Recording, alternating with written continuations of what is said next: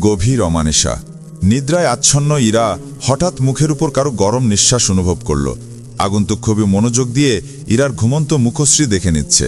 ইরা তন্দ্রাক্ষর কাটাতে চেষ্টা করল। বহু ক্লান্তির পর নিদ্রায় ডুবে গিয়েছিল সে। টেনে আখিদয় খুলতে আবছা অন্ধকার অনুভব করল কোনো আগন্তুকের ছায়া। আগন্তুক ইরার উপর ঝুঁকে আছেন, হয়তো অন্ধকারে স্পষ্ট করে দেখার জন্য এত এগিয়ে এসেছে সে। ইরা চমকাল না, সে সহজে চমকায় না। সে জানে তার জায়গায় অন্য কেউ হলে চিৎকার করত। ইরা উঠে বসল। আগন্তুক চমকে সোজা হয়ে দাঁড়ালো, হয়তো এমনটা আশা করেনি। বেডসাইড টেবিল ল্যাম্পটি অন করে দিল ইরা। পিটপিট করে তাকালো আগন্তুকের দিকে। আগন্তুকের মুখে কিঞ্চিত হাসি ফুটে উঠল। আপনি চমকাননি, ইমপ্রেসিভ। ইরা চোখ ডলে নিল। তাকাতে চমকে গেল সে। আখিদুর বড় বড় হলো তার। আগন্তুক হাসল। এবার কিছুটা চমকে গেছেন মনে হয়। ইরা অবিশ্বাস্য দৃষ্টিতে তাকিয়ে রইল। জীবনে প্রথমবার তার জ্ঞান হারাতে ইচ্ছা হলো। আগন্তুক নিজের দিক থেকে বললেন, অ্যাকচুয়ালি আমি একটা বিপদে পড়ে এখানে এসেছি। আপনার বারান্দার দরজা খোলা ছিল, না হলে আমি ভেতরে ঢুকতাম না। তবে এতে সুবিধা হয়েছে, আমি নিজেকে সেভ করতে পেরেছি। আমি কি স্বপ্ন দেখছি? আগন্তুক হাসলেন। আপনি একদমই স্বপ্ন দেখছেন না মিস। ইরা খাট থেকে নেমে দাঁড়ালো। ওয়াশরুমে গিয়ে চোখে মুখে পানি চিটিয়ে রুমে এলো ফের। আগন্তুককে নিজের বিছানায় হাত পা ছড়িয়ে শুয়ে থাকতে দেখে বরকে গেল সে। আগন্তুক বললেন, কিছু ঘন্টার জন্য এই বেডটা আপনি নিয়ে নিলাম মিস। আমি একটু ঘুমাবো, তার বিনিময়ে যত টাকা চান পেয়ে যাবেন। Good night. এটাই ছিল রাতের শেষ আলাপ। ইরা মেঝেতে তখনও বিস্মিত হয়ে বসে আছে। জীবনের এ পর্যন্ত সে এরকম পরিস্থিতির মুখোমুখি হয়নি। একজন সেলিব্রিটি তার ঘরে, তাও সে যাকে কিনা ইরা মাত্রাধিক পছন্দ করে। এই সময়ের জনপ্রিয় একজন ক্রিকেটার মাহির খান। বাড়িতে গেলে যাকে নিয়ে বাবা মেয়ে তর্ক বিতর্ক করে। টিভিতে খেলা দেখার ফাঁকে যাকে নিয়ে গসিপ চলে দীর্ঘক্ষণ। এরা বুঝতে পারছে না সে কি করবে। ক্রিকেটার মাহির খান কি এমন বিপদে পড়লেন যার জন্য তাকে ইরার ঘরে বারান্দা দিয়ে প্রবেশ করতে হলো? ইরা একজন নার্স, সদ্য নার্সিং পাশ করেছে সে।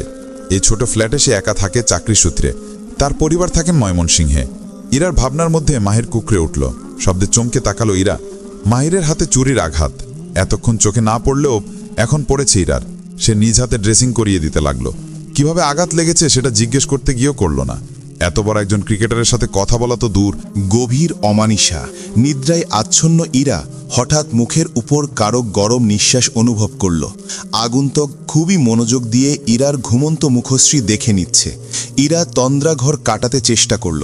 বহু ক্লান্তির পর নিদ্রায় ডুবে গিয়েছিল সে। টেনে আখিদয় খুলতেই আবছা অন্ধকারে অনুভব করল কোনো আগন্তুকের ছায়া। আগন্তুক ইরার উপর ঝুঁকে আছেন, হয়তো অন্ধকারে স্পষ্ট করে দেখার জন্য এত এগিয়ে এসেছে সে। ইরা চমকালো না, সে সহজে চমকায় না। সে জানে তার জায়গায় অন্য কেউ হলে চিৎকার করত। ইরা উঠে বসল। আগন্তুক চমকে সোজা হয়ে দাঁড়ালো, হয়তো এমনটা আশা করেনি। বেডসাইড টেবিল ল্যাম্পটি অন করে দিল ইরা। পিট পিট করে তাকালো আগন্তুকের দিকে। আগন্তুকের মুখে কিঞ্চিত হাসি ফুটে উঠল। আপনি চমকাননি, ইমপ্রেসিভ। ইরা চোখ ডলে নিল। তাকাতেই চমকে গেল সে। আখি দয় বড় বড় হলো তার। আগন্তুক হাসল। এবার কিছুটা চমকে গেছেন মনে হয়। ইরা অবিশ্বাস্য দৃষ্টিতে তাকিয়ে রইল। জীবনে প্রথমবার তার জ্ঞান হারাতে ইচ্ছে হলো। আগন্তুক নিজের দিক থেকে বললেন, অ্যাকচুয়ালি আমি একটা বিপদে পড়ে এখানে এসেছি। আপনার বারান্দার দরজা খোলা ছিল, না হলে আমি ভেতরে ঢুকতাম না। তবে এতে সুবিধা হয়েছে, আমি নিজেকে সেভ করতে পেরেছি। আমি স্বপ্ন দেখছি? আগন্তুক হাসলেন। আপনি একদমই স্বপ্ন দেখছেন না মিস। ইরা খাট থেকে নেমে দাঁড়ালো। ওয়াশরুমে গিয়ে চোখে মুখে পানি ছিটিয়ে রুমে এলো ফের। আগন্তুককে নিজের বিছানায় হাত পা ছড়িয়ে শুয়ে থাকতে দেখে ভড়কে গেল সে। আগন্তুক বললেন, কিছু ঘন্টার জন্যে আপনার এই বেডটা আমি নিয়ে নিলাম মিস। আমি একটু ঘুমাবো, তার বিনিময়ে যত টাকা চান পেয়ে যাবেন। Good night. এটাই ছিল রাতের শেষ আলাপ। ইরা তখনও মেঝেতে বিস্মিত হয়ে বসে আছে। জীবনে এই পর্যন্ত সে এরকম পরিস্থিতির মুখোমুখি হয়নি। একজন সেলিব্রিটি তার ঘরে, তাও সে যাকে কিনা ইরা মাত্রাধিক পছন্দ করে। এই সময়ের জনপ্রিয় একজন ক্রিকেটার মাহির খান। বাড়িতে গেলে যাকে নিয়ে বাবা মেয়ে তর্ক বিতর্ক করে। টিভিতে খেলা দেখার ফাঁকে যাকে নিয়ে গসিপ চলে দীর্ঘক্ষণ। ইরা বুঝতে পারছে না সে কি করবে। ক্রিকেটার মাহির খান কি এমন বিপদে পড়লেন যার জন্য তাকে ইরার ঘরে বারান্দা দিয়ে প্রবেশ করতে হলো? ইরা একজন নার্স, সদ্য নার্সিং পাশ করেছে সে। এই ছোট ফ্ল্যাটে সে একা থাকে চাকরি সূত্রে। তার পরিবার থাকেন ময়মনসিংহে। ইরার ভাবনার মধ্যে মাহির কুকড়ে উঠল। শব্দে চমকে তাকালো ইরা। মাহির কুকড়ে গিয়ে বলল, ঘরে ফার্স্ট এড বক্স আছে? ইরা তৎক্ষণাৎ বের করে দিল মাহিরের হাতে ছুরির আঘাত। এতক্ষণ চোখে না পড়লেও এখন পড়েছে ইরার। সে নিজ হাতে ড্রেসিং করিয়ে দিতে লাগলো। কিভাবে আঘাত লেগেছে সেটা জিজ্ঞেস করতে গিয়েও করল না। এত বড় একজন ক্রিকেটারের সাথে কথা বলা তো দূর, সামনে যে দাঁড়িয়ে আছে তাতেই অস্বস্তি হচ্ছে ইরার। মাহির নিজ থেকেই বলল, ওদের থেকে বাঁচতে গিয়ে হাতে লেগে গেছে আর কি। ইরা ড্রেসিং করিয়ে দিয়ে রুম থেকে বের হয়ে গেল। মাহির ঘুমে তলিয়ে গেল তৎক্ষণাৎ। সারা রাত ইরা দু চোখের পাতা এক করতে পারল না। বিস্ময়ে ঘুম বিদায় নিয়েছে অনেক আগে। সকালের সূর্য উঠতেই মাহির রুম থেকে বের হলো। কিচেনের দিক থেকে শব্দ কানে আসতেই সেদিকে এগিয়ে গেল। দেখল ইরা নাস্তা তৈরি করছে। মাহিরকে দেখে ইরা এগিয়ে এলো। আপনি ফ্রেশ হয়ে আসুন, অনাকাঙ্ক্ষিতভাবেই হোক আপনি আমার অতিথি। মাহির হাসল। আপনি আমাকে আশ্রয় দিয়েছেন, তার জন্য আমি কৃতজ্ঞ আপনার প্রতি। আমি কয়েক ঘন্টার পরই বিদায় নিব, আপনাকে এত কষ্ট করতে হবে না। সেটা তো হবে না স্যার, আপনি অতিথি আমার, না খাইয়ে রাখি কি করে। মাহির মাথা চুলকে চলে গেল। ইরা সব খাবার টেবিলে রেখে নিজেও ফ্রেশ হয়ে নিল। সকালের জন্য খুবই সাধারণ খাবার। ইরার মাথায় অন্য চিন্তা। আজ তার ডিউটি আছে। ফোন করে কয়েক ঘন্টা ছুটি নিয়েছে সে। খাবার খেয়ে মাহির বারান্দা দিয়ে নিচে তাকিয়ে রইল। গেইটের সামনে কালো রঙের টয়োটো গাড়িটা এসে থামতেই সে মুখে মাস্ক পরে নিল। ইরার দিকে কৃতজ্ঞতার দৃষ্টিতে তাকিয়ে ধন্যবাদ দিয়ে বিদায় নিল। সেই যে চলে গেল, তারপর 1 বছর হয়ে গেল তাদের কখনো আর দেখা হয়নি। ইরা জানে দেখা হবে না। সেলিব্রিটি মানুষের সাথে তার মতো সাধারণ মানুষের দেখা হওয়াটা অপ্রত্যাশিত বটে, কিন্তু তবুও ইরার মনের কোথাও আজও সেই অন্ধকারের আবছা ফটো ফ্রেমের মতো আটকে আছে। ইরা নিজের মনকে শাসায়, কোথায় চাঁদ আর কোথায় ব্রাহ্মণ। এই জীবনে তাদের আর দেখা না হোক, কিন্তু মন কি বারণ শোনে? তার মস্তিষ্ক জানে সে সেই মানুষটার কাছে তেমন ইম্পর্টেন্ট কেউ নয়। হলে নিশ্চয়ই মানুষটা তার নাম জানতে চাইতো। মাহির খান ইরার নাম পর্যন্ত জানে না। কখনো যদি দেখা হয় তো চিনতেও পারবেন না হয়তো। এত বড় একজন মানুষ তার মতো একজন সাধারণ মেয়েকে মনে রাখতে যাবেন কোন দুঃখে? মাহির খানকে টিভিতে দেখে যায় ইরা। এত সুদর্শন একজন পুরুষ, নিশ্চয়ই গার্লফ্রেন্ড আছে। সেখানে তার চান্স শূন্য, কোনো দিক থেকেই তার কিছু নেই। মধ্যবিত্ত পরিবার থেকে বড় হওয়া ইরা অনেক কষ্টে পড়াশোনা করেছে। তার আরেকটা গোপন পরিচয়ও আছে। সে লেখালেখি করে, বই বের হয়েছে 8টা, কিন্তু সেটা কেউ জানেন না। পরিবারের কেউ সাহিত্য কি তা বোঝেন না। মা বাবা পড়াশোনা করেননি তেমন। ইরার একটি ছোট ভাই আছে যে এইবার কলেজে পড়ছে। গোপন এই পরিচয়ে ইরার অনেক খ্যাতি আছে। ফেসবুকে তার বর্তমান ফলোয়ার্স 50,000, রাইটার পেজ ফলোয়ার্স 100,000 ছাড়িয়ে। বাস্তব জগতে ইরাকে কেউ লেখিকা হিসেবে চিনে না। তার পাঠকরা কখনো লেখিকা ইরাবতী আমিনকে দেখেনি। ইরাবতী শুধু লিখেই যায়, অটোগ্রাফও দেয় গোপনে, কিন্তু কখনো কাউকে দেখা দেওয়া হয়নি। সে রহস্য করতে পছন্দ করে। ইতিমধ্যে তার অনেক পাঠককেই সে দেখেছে। তার অনেক ক্লাসমেট তার লেখার ভক্ত ছিল। তারা লেখিকা ইরাবতী আমিনের অনেক গল্প করেছে তার কাছে। ইরাবতী শুধু হাসত। রহস্যময় এই দুনিয়ায় সামান্য রহস্য করতে পেরে তার দারুণ আনন্দ হয়। ইরাবতী জানালা দিয়ে বাইরে তাকিয়ে রইল। আকাশ কালো হয়ে আছে, বৃষ্টি নামছে যখন তখন। মেঘলা আকাশের দিকে তাকিয়ে ইরার মন খারাপ হয়ে গেল। আজ তার জন্মদিন, সেটা মাত্রই মনে পড়ল তার। ইতিমধ্যে তার ফেসবুক অ্যাকাউন্টে অজস্র উইশ জমা হয়ে গেছে। ইরা ডাটা অফ করে রাখল। অঙ্গে জড়িয়ে নিল নীল রঙের একটি শাড়ি। মুঠোফোন চেপে পছন্দের একটি গান ছেড়ে দিল। বিষণ্ণ আকাশ থেকে টপার টপ করে বারান্দায় বৃষ্টির ফোঁটারা পড়তে শুরু করেছে। তখনই ইরাবতী বারান্দায় চলে গেল। দুহাত দুই দিকে মেলে দিয়ে আকাশের দিকে মুখ করে গুনগুন করল বিষণ্ণ মনে, এই মন কেমনের জন্মদিন। চুপ করে থাকা কঠিন, তোমার কাছে খরস্রোতাও গতিহীন। নতুন সকালগুলো কপাল ছুলো তোমারই। দূরে গেলেও এটাই সত্যি, তুমি আমারই, শুধু আমারই। বৃষ্টির পানিতে ভিজে একাকার ইরাবতী। অঙ্গে লেপ্টে আছে শাড়ি, শ্যামলা পেট স্পষ্ট দেখা যাচ্ছে। এই মুহূর্তে যদি কোনো পুরুষ ইরাবতীকে দেখত তো প্রেমে আচার খেয়ে পড়ত। গানের পর গান পাল্টে গেল। ইরাবতী গুনগুন করল, এই মেঘলা দিনে একলা ঘরে থাকে না তো মন। কাছে যাব কবে পাবো ওগো তোমার নিমন্ত্রণ। মেঘবালিকার নিমন্ত্রণ কি তবে পৌঁছে যাবে অস্ট্রেলিয়ায় অবস্থানরত ক্রিকেটার মাহির খানের কাছে? ব্যাট দিয়ে ছক্কা মারতে মারতে তার কি একবারও ইরাবতীর কথা মনে পড়েনি?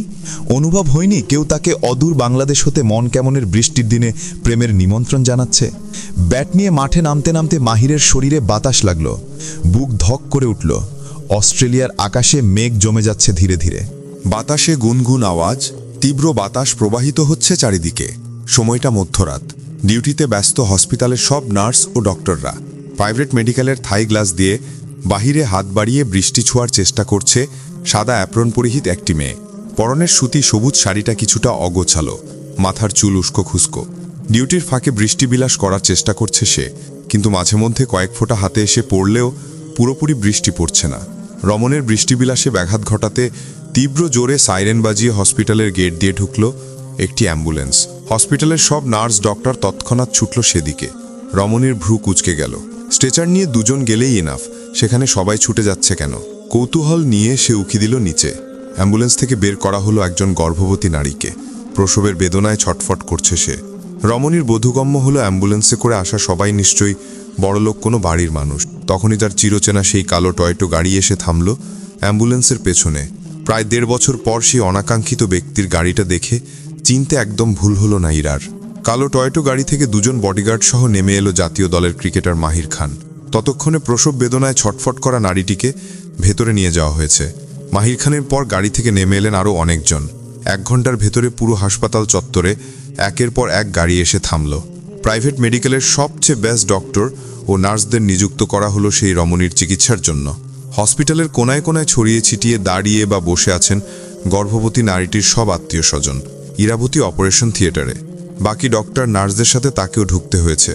খানগোষ্ঠীর সবার আতঙ্ক কমাতে অপারেশন থিয়েটার থেকে ভেসে এলো সদ্য ভূমিষ্ঠ হওয়া এক নবজাতকের আত্মচিৎকার। পৃথিবীর আকাশ বাতাস মানবজাতি সবাইকে জানিয়ে দিচ্ছে যেন আমি এসে গেছি। বাচ্চার বাবার নাম মাহাতাব খান, সম্পর্কে মাহিরের একমাত্র বড় ভাই। সে সদ্য জন্ম নেওয়া বাচ্চার বাবা সে। পরিবারের সবার মুখে হাসি, কিন্তু চিন্তিত মাহাতাব মাহির ভাইকে জড়িয়ে ধরল। Don't think bro, our champ is come in the world, so be easy man. Mahtab ফুপিয়ে উঠল। ও যেন সুস্থ থাকে ভাই, আমার আর কিছু চাই না। মাহির মাস্কের আড়ালে হাসল। তার ভাইটা বড্ড ভালোবাসে নিজের প্রিয়তমাকে। সে পিঠ চাপড়ে সাহস দিল। ইরার কোলে সদ্য জন্ম নেওয়া শিশুটি। উত্তেজনায় হাত কাঁপছে ইরার। এর আগে প্রথম যখন কাজে যোগ দিয়েছিল তখন এমন হতো তার, কিন্তু সেটা অভ্যাসে পরিণত হওয়ার কারণে নার্ভাসনেস কেটে গেছে অনেক আগে। আজ অনেক দিন পর ইরার হাত পা কাঁপতে লাগলো। মাহির খানের পরিচিতদের কারো বাচ্চা বলেই কে এই কাঁপাকাঁপির কারণ? তবে ডক্টর ইরাকে বাচ্চা নিয়ে বেরিয়ে যেতে বললেন। ইরা ধীর পায়ে হেঁটে বাচ্চা নিয়ে বের হলো। খান পরিবারের সবার তখন একসাথে এদিকেই তাকিয়ে। মাহিরের মা মিসেস মমতা খান এগিয়ে এলেন। নবজাতককে দেখে চোখে অশ্রু নিয়ে ফাঁসলেন। মাহির মাহাতাবকে টেনে নিয়ে এলো। নিজের প্রথম সন্তানকে কোলে নাও ভাইয়া। সেই কণ্ঠ। ইরার হৃৎপিণ্ড কেঁপে উঠল। অপারেশন থিয়েটারে ঢোকার সময় যে মাস্ক ইরা পরেছিল সেটা এখনো লাগানো তার মুখে, সুতরাং মাহির তাকে চিনতে পারবে না। মাস্কহীন থাকলেও চিনতে পারত কিনা সন্দেহ। মাহির নিজের মাস্ক খুলে ফেলেছে অনেক আগে। ইরার দিকে না তাকিয়ে বলল, ভাইয়ার কোলে দিন চ্যাম্পকে। মাহাতাব কাঁপা কাঁপা হাত মেলে দিল। ইরা মাস্কের আড়ালে হাসল। সদ্য জন্ম নেওয়া নিজের বাচ্চাকে বুকে জড়িয়ে ধরল মাহাতাব। কপালে চুমু খেলল নিবিড়ভাবে। কানে আজান দিল নিজের সন্তানের। মাহাতাবের কোল থেকে একে একে সবাই কোলে নিল। সবার শেষে নিল মাহির। মমতা খানের দিকে তাকিয়ে বলল, চ্যাম্প আমার মতো দেখতে হয়েছে তাই না মা? তখন একটি কিশোরী মেয়ে পাল্টা উত্তর দিল, একদমই না, সে আমার মতো দেখতে হয়েছে। একদমই নয় মেহের, চ্যাম্প আমার মতো দেখতে হয়েছে। মাহির ও মেহের কথা কাটাকাটি করতে লাগলো। মমতা খান দুজনকে ধমকে থামিয়ে দিলেন। নবজাতককে নিজের কোলে নিয়ে ইরাকে বললেন, আমাদের ঘরের লক্ষ্মী সুস্থ আছে তো? ইরা হেসে মাথা নাড়িয়ে মাহিরের পাশ দিয়ে চলে গেল। যেতে যেতে আর চোখে দেখতে ভুলল না ঠিক কতদিন পর মানুষটাকে দেখছে সে।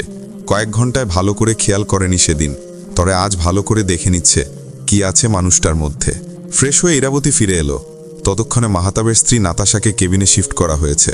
ডক্টরের সাথে ইরাবতী সেই কেবিনে প্রবেশ করল। আগের মতো মাস্ক পরা নেই আর। কেবিনে প্রবেশ করতেই চোখ কপালে ডক্টরের। ইরাকে ফিসফিস করে বললেন, বুঝলে ইরা, বড়লোক বাড়ির কাজকর্মই আলাদা। হসপিটালের সবচেয়ে বড় ও আধুনিক কেবিনটা নিয়ে নিল। গোষ্ঠীর কেউ মনে হয় বাকি নেই আর, সবাই এখানে। ইরা হেসে ফেলল শব্দহীন। নাতাশা সবকিছু চেক করে ডক্টর ডিটেলসে সব বুঝিয়ে দিয়ে চলে গেলেন। ইরা বেবিকে খাওয়াতে হবে বলে নাতাশাকে ইশারা করল। নাতাশা বুঝতে পারল না কিছু। অগতে ইরাই নিজে সবার দৃষ্টি আকর্ষণ করল। আপনারা যদি এখন কেবিনটা খালি করে দিতেন তাহলে ভালো হয়। বাচ্চা ও মায়ের একান্ত সময়ে প্রয়োজন। ইরার কথা বলার মধ্যেই মাহিরের অবাক দৃষ্টি নিজের দিকে আছে সেটা দেখে নিল। গলা শুকিয়ে গেল তার। মমতা খান বললেন, আমি বৌমাকে সাহায্য করতে পারবো, আপনাকে দরকার হবে না, আসতে পারেন। থমথমে পায়ে ইরা তৎক্ষণাৎ প্রস্থান করল। কেবিনের বাইরে হাঁটতে হাঁটতে সে যখন জানালার কাছে পৌঁছালো তখনই কানে ভেসে এলো সেই পরিচিত কণ্ঠস্বর। হাই মিস, চিনতে পেরেছেন? ইরা অবাক হয়ে তাকালো। মানুষটা তবে তাকে মনে রেখেছে। ভাবতে ইরার ঠোঁটের কোণে হাসি ফুটল। মাহির এগিয়ে এসে দাঁড়ালো ইরাবতীর নিকট। কেমন আছেন আপনি? ইরার গলা যেন কেউ চেপে ধরেছে। শ্বাস প্রশ্বাস অস্বাভাবিক হয়ে গেল তার। হাঁসফাঁস করতে লাগলো সে। মাহির ইরাবতীকে দেখে নিয়ে বলল, আপনি কি অসুস্থ? ইরা মাথা নাড়িয়ে না করল। তাহলে হাঁপাচ্ছেন কেন? কি বলা উচিত ভেবে পেল না ইরা। মাহির চিন্তিত স্বরে বলল, আপনি আমায় চিনতে পেরেছেন তো মিস?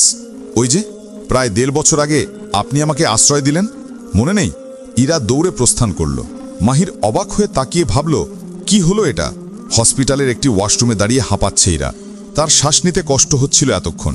এভাবে দৌড়ে আসাতে মাহির নিশ্চয়ই চমকে গেছে। সে কি এখন ইরাকে নিয়ে ভাবছে? ইরার ঠোঁটে হাসি ফুটল। মাহির নিশ্চয়ই এবার তাকে নিয়ে চিন্তা করবে। অপ্রেমিকের মস্তিষ্কে নিজেকে নিয়ে ভাবনার সূত্রপাত করতে পেরে ইরার দারুণ আনন্দ হলো। মুহূর্তেই ঠিক হয়ে গেল সে। ওয়াশরুমের আয়নায় তাকিয়ে বারবার লজ্জা পেয়ে মুখ ঢাকতে লাগলো। এই অ্যাডাল্ট বয়সে এসে এমন আবেগী হওয়া ইরাকে মানায় কিনা সেটা নিয়ে আপাতত ভাবছে না সে শুধু বর্তমান উপভোগ করছে। সবকিছুই উপভোগ করা উচিত। বয়সের মাপকাঠিতে কেন সে নিজেকে সঁপে দিবে? ইরা প্রায় 10 মিনিট পর বের হলো। বের হয়েই সম্মুখে মাহিরকে স্বয়ং উপস্থিত থাকতে দেখে ঘাবড়ে গেল সে। মাহির তার দিকেই তাকিয়ে আছে। ইরার দিকে এগিয়ে এসে প্রথমবারের মতো জিজ্ঞেস করল, আপনার নামটা? ইরাবতী আমিন। চারিদিকে ভোরের আলো ছড়িয়ে পড়েছে। আকাশে পেজা তুলোর মতো মেঘেরা ঘুরে বেড়াচ্ছে। মাহির মেঘময় কণ্ঠে জিজ্ঞেস করল, আপনার নামটা কোথায় শুনেছি? কোথায় শুনে থাকতে পারি বলুন তো? ইরা চমকালো। কোথায় শুনেছেন? মাহির কিছু মনে পড়ার ভঙ্গিতে বলল, হ্যাঁ মনে পড়েছে। মেহের এই নামে একজন রাইটারের বই পড়ে। বাই এনি চান্স আপনি কি? আমি সে নই। এক নাম অনেকেরই হতে পারে। ইরাবতী কোনো দিকে না তাকিয়ে দ্রুত প্রস্থান করল। মাহির অবাক চোখে তাকিয়ে ইরাবতীর প্রস্থান দেখতে লাগলো। বিড়বিড় করল, ইরাবতী আমিন। নামটায় কি সেকেলে ভাব আছে? মাহির ইরাবতীর যাওয়ার দিকে ফের তাকালো।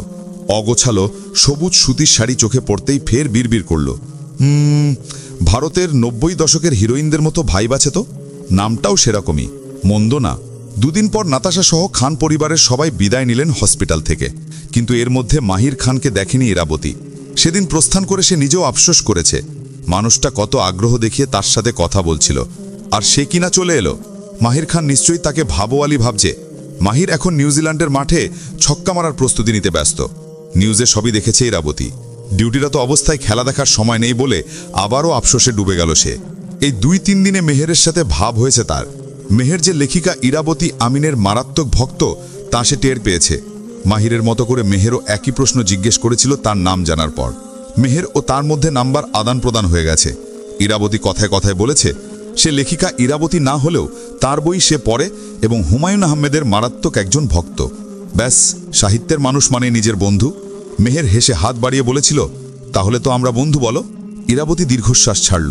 মাহিরের প্রতি তার অনুভূতি বেড়েই চলেছে। মেয়ের সাথে ভাব জমানোটাও মাহিরের সান্নিধ্যে থাকার জন্যে। পাওয়া না হোক, মানুষটাকে সে সামনাসামনি দুচোখে ভরে দেখতে পারবে। বিভিন্ন বাহানায় চোখে চোখ রেখে তাকিয়ে থাকবে। গোপনে গেঁথে ফেলবে প্রেম কাব্য। সবসময় কেন সবকিছু দুই দিক থেকে হবে? পৃথিবীর কোথাও লেখা নেই যে মেয়ে হয়ে ছেলেদের জন্য পাগলামি করা যাবে না। ছেলেরা যেমন মেয়েদের পেছনে ঘুরে, ইরাবতীও কি সেরকমই ঘুরবে। হয়তো একদিন সুযোগ বুঝে বলে দেবে মনের কথা। মাহির প্রত্যাখ্যান করলেও সে দুঃখ পাবে না। পৃথিবীর কোথাও এটাও লেখা নেই যে ভালোবাসলেই পেতে হবে। ভালোবাসা পবিত্র, সেটা মনের ব্যাপার। শরীর না ছুঁয়েও যুগের পর যুগ ভালোবাসতে পারবে ইরাবতী। মাঝে মধ্যে মাহিরের জন্য আফসোস করে না হয় বলবে, আপনি খাঁটি ভালোবাসা চিনলেন না ক্রিকেটার। নিজেকে নিজে ঠকলেন এত শুদ্ধ ভালোবাসা পাওয়া থেকে। ইরাবতীকে প্রত্যাখ্যান করলে মাহির অবশ্যই ঠকবে। আর কেউ না জানুক, ইরাবতী জানে তার মতো ভালো ক্রিকেটার মাহির খানকে কেউ বাসবে না, কেউ না। গোধূলি বিকেল, আজ রাতের শিফটে ডিউটি ইরার। টিভিতে খুব মনোযোগ দিয়ে সে খেলা দেখছে। মাহিরের হাফ সেঞ্চুরি হতে আর 6 রান লাগে। তখনই মাহির দুর্দান্ত একটি 6 মারল। ইরাবতী পাগলের মতো নাচতে লাগলো। পরনে স্কার্ট আর শার্ট, মুখে হাত দিয়ে হাসতে হাসতে সোফায় গড়িয়ে পড়ল। স্ক্রিনে তখন হেলমেট ও ব্যাট হাতে দাঁড়ানো মাহিরের হাস্যোজ্জ্বল মুখ দেখাচ্ছে। সে উপরে দুহাত ও মুখ তুলে সৃষ্টিকর্তার প্রতি সন্তুষ্টি জানাচ্ছে। ইরাবতী সে দৃশ্য দেখে মুচকি হাসল। আচমকা কিশোরীদের মতো চঞ্চল হয়ে উঠল তার মন। হাত দিয়ে উড়ন্ত চুমু দিল মাহিরকে। তখনই টিভি স্ক্রিনে মাহিরের দাঁত বের করা হাসি মুখ ভেসে উঠল। ইরাবতীর মনে হলো মাহির তাকে লজ্জা দিতে হাসছে। সে দুহাতে মুখ ঢেকে সোফায় শুয়ে পড়ল। কুশন জড়িয়ে লজ্জাবতীর মতো লজ্জা পেতে লাগলো। এই অ্যাডাল্ট বয়সে এসে এমন আবেগী হওয়া ইরাকে মানায় কিনা সেটা নিয়ে আপাতত ভাবছে না সে। সে শুধু বর্তমান উপভোগ করছে। সবকিছুই উপভোগ করা উচিত। বয়সের মাপকাঠিতে কেন সে নিজেকে সঁপে দিবে? গতবারের ম্যাচটা হারলেও আজকেরটা জিতে গেল বাংলাদেশ। ইরাবতী মুচকি হেসে বলল, আজ জিতে গেলেন কেন বলুন তো ক্রিকেটার? আমি খেলা দেখেছি বলে। সেদিন ডিউটির জন্য দেখতে পারিনি বলে আপনার জিতার জন্য একটি দোয়ার হাত ওঠেনি, সেজন্য আপনি সেদিন জিততে পারেননি। তবে আজ সে হাত উঠেছে এবং আপনি জিতেছেন। বুঝেছেন মিস্টার ক্রিকেটার? নেট দুনিয়া থেকে ইরাবতী মাহিরের অসংখ্য ফটো কালেক্ট করেছে। সেগুলোর মধ্যে বাছাই করে কতগুলো ছবি দিয়ে অ্যালবাম বানিয়েছে সে। ঘুমানোর আগে হাত দিয়ে ছুঁয়ে ছুঁয়ে দেখে। সে কল্পনায় সাজিয়ে নেয় কত কি। অ্যাডাল্ট ইরাবতীর জীবনে প্রেমের বর্ষণ হয়ে নামা ব্যক্তিটা কি কখনো জানবে যে তার জন্য কেউ এত প্রেম ভালোবাসা বুকে নিয়ে বেঁচে আছে? নাকি সেলিব্রিটি ও সাধারণ মানুষের দুটোর বেড়াজালে গোপন থেকে যাবে ইরাবতীর প্রেম কাব্য? ক্রিকেটার মাহির খানের নিকট কি মেঘবালিকার নিমন্ত্রণ পৌঁছাবে? মেহের এইবার এসএসসি পরীক্ষা দিবে, সুতরাং তাকে আপাতত সাহিত্য থেকে দূরে থাকতে হচ্ছে। পরীক্ষা নিকটে তার, পুরো দমে পড়ছে সে। পরীক্ষা পর তারা বন্ধুরা মিলে একটি ট্যুর দিবে। মাকে রাজি করাবেন তার ছোট ভাই মাহির খান। বিনিময়ে তাকে অবশ্যই ভালো করে পরীক্ষা দিতে হবে। ট্যুরটা হাতছাড়া করবে না বলে মেহের পড়াচোর থেকে গুড স্টুডেন্ট হতে চেষ্টা করছে।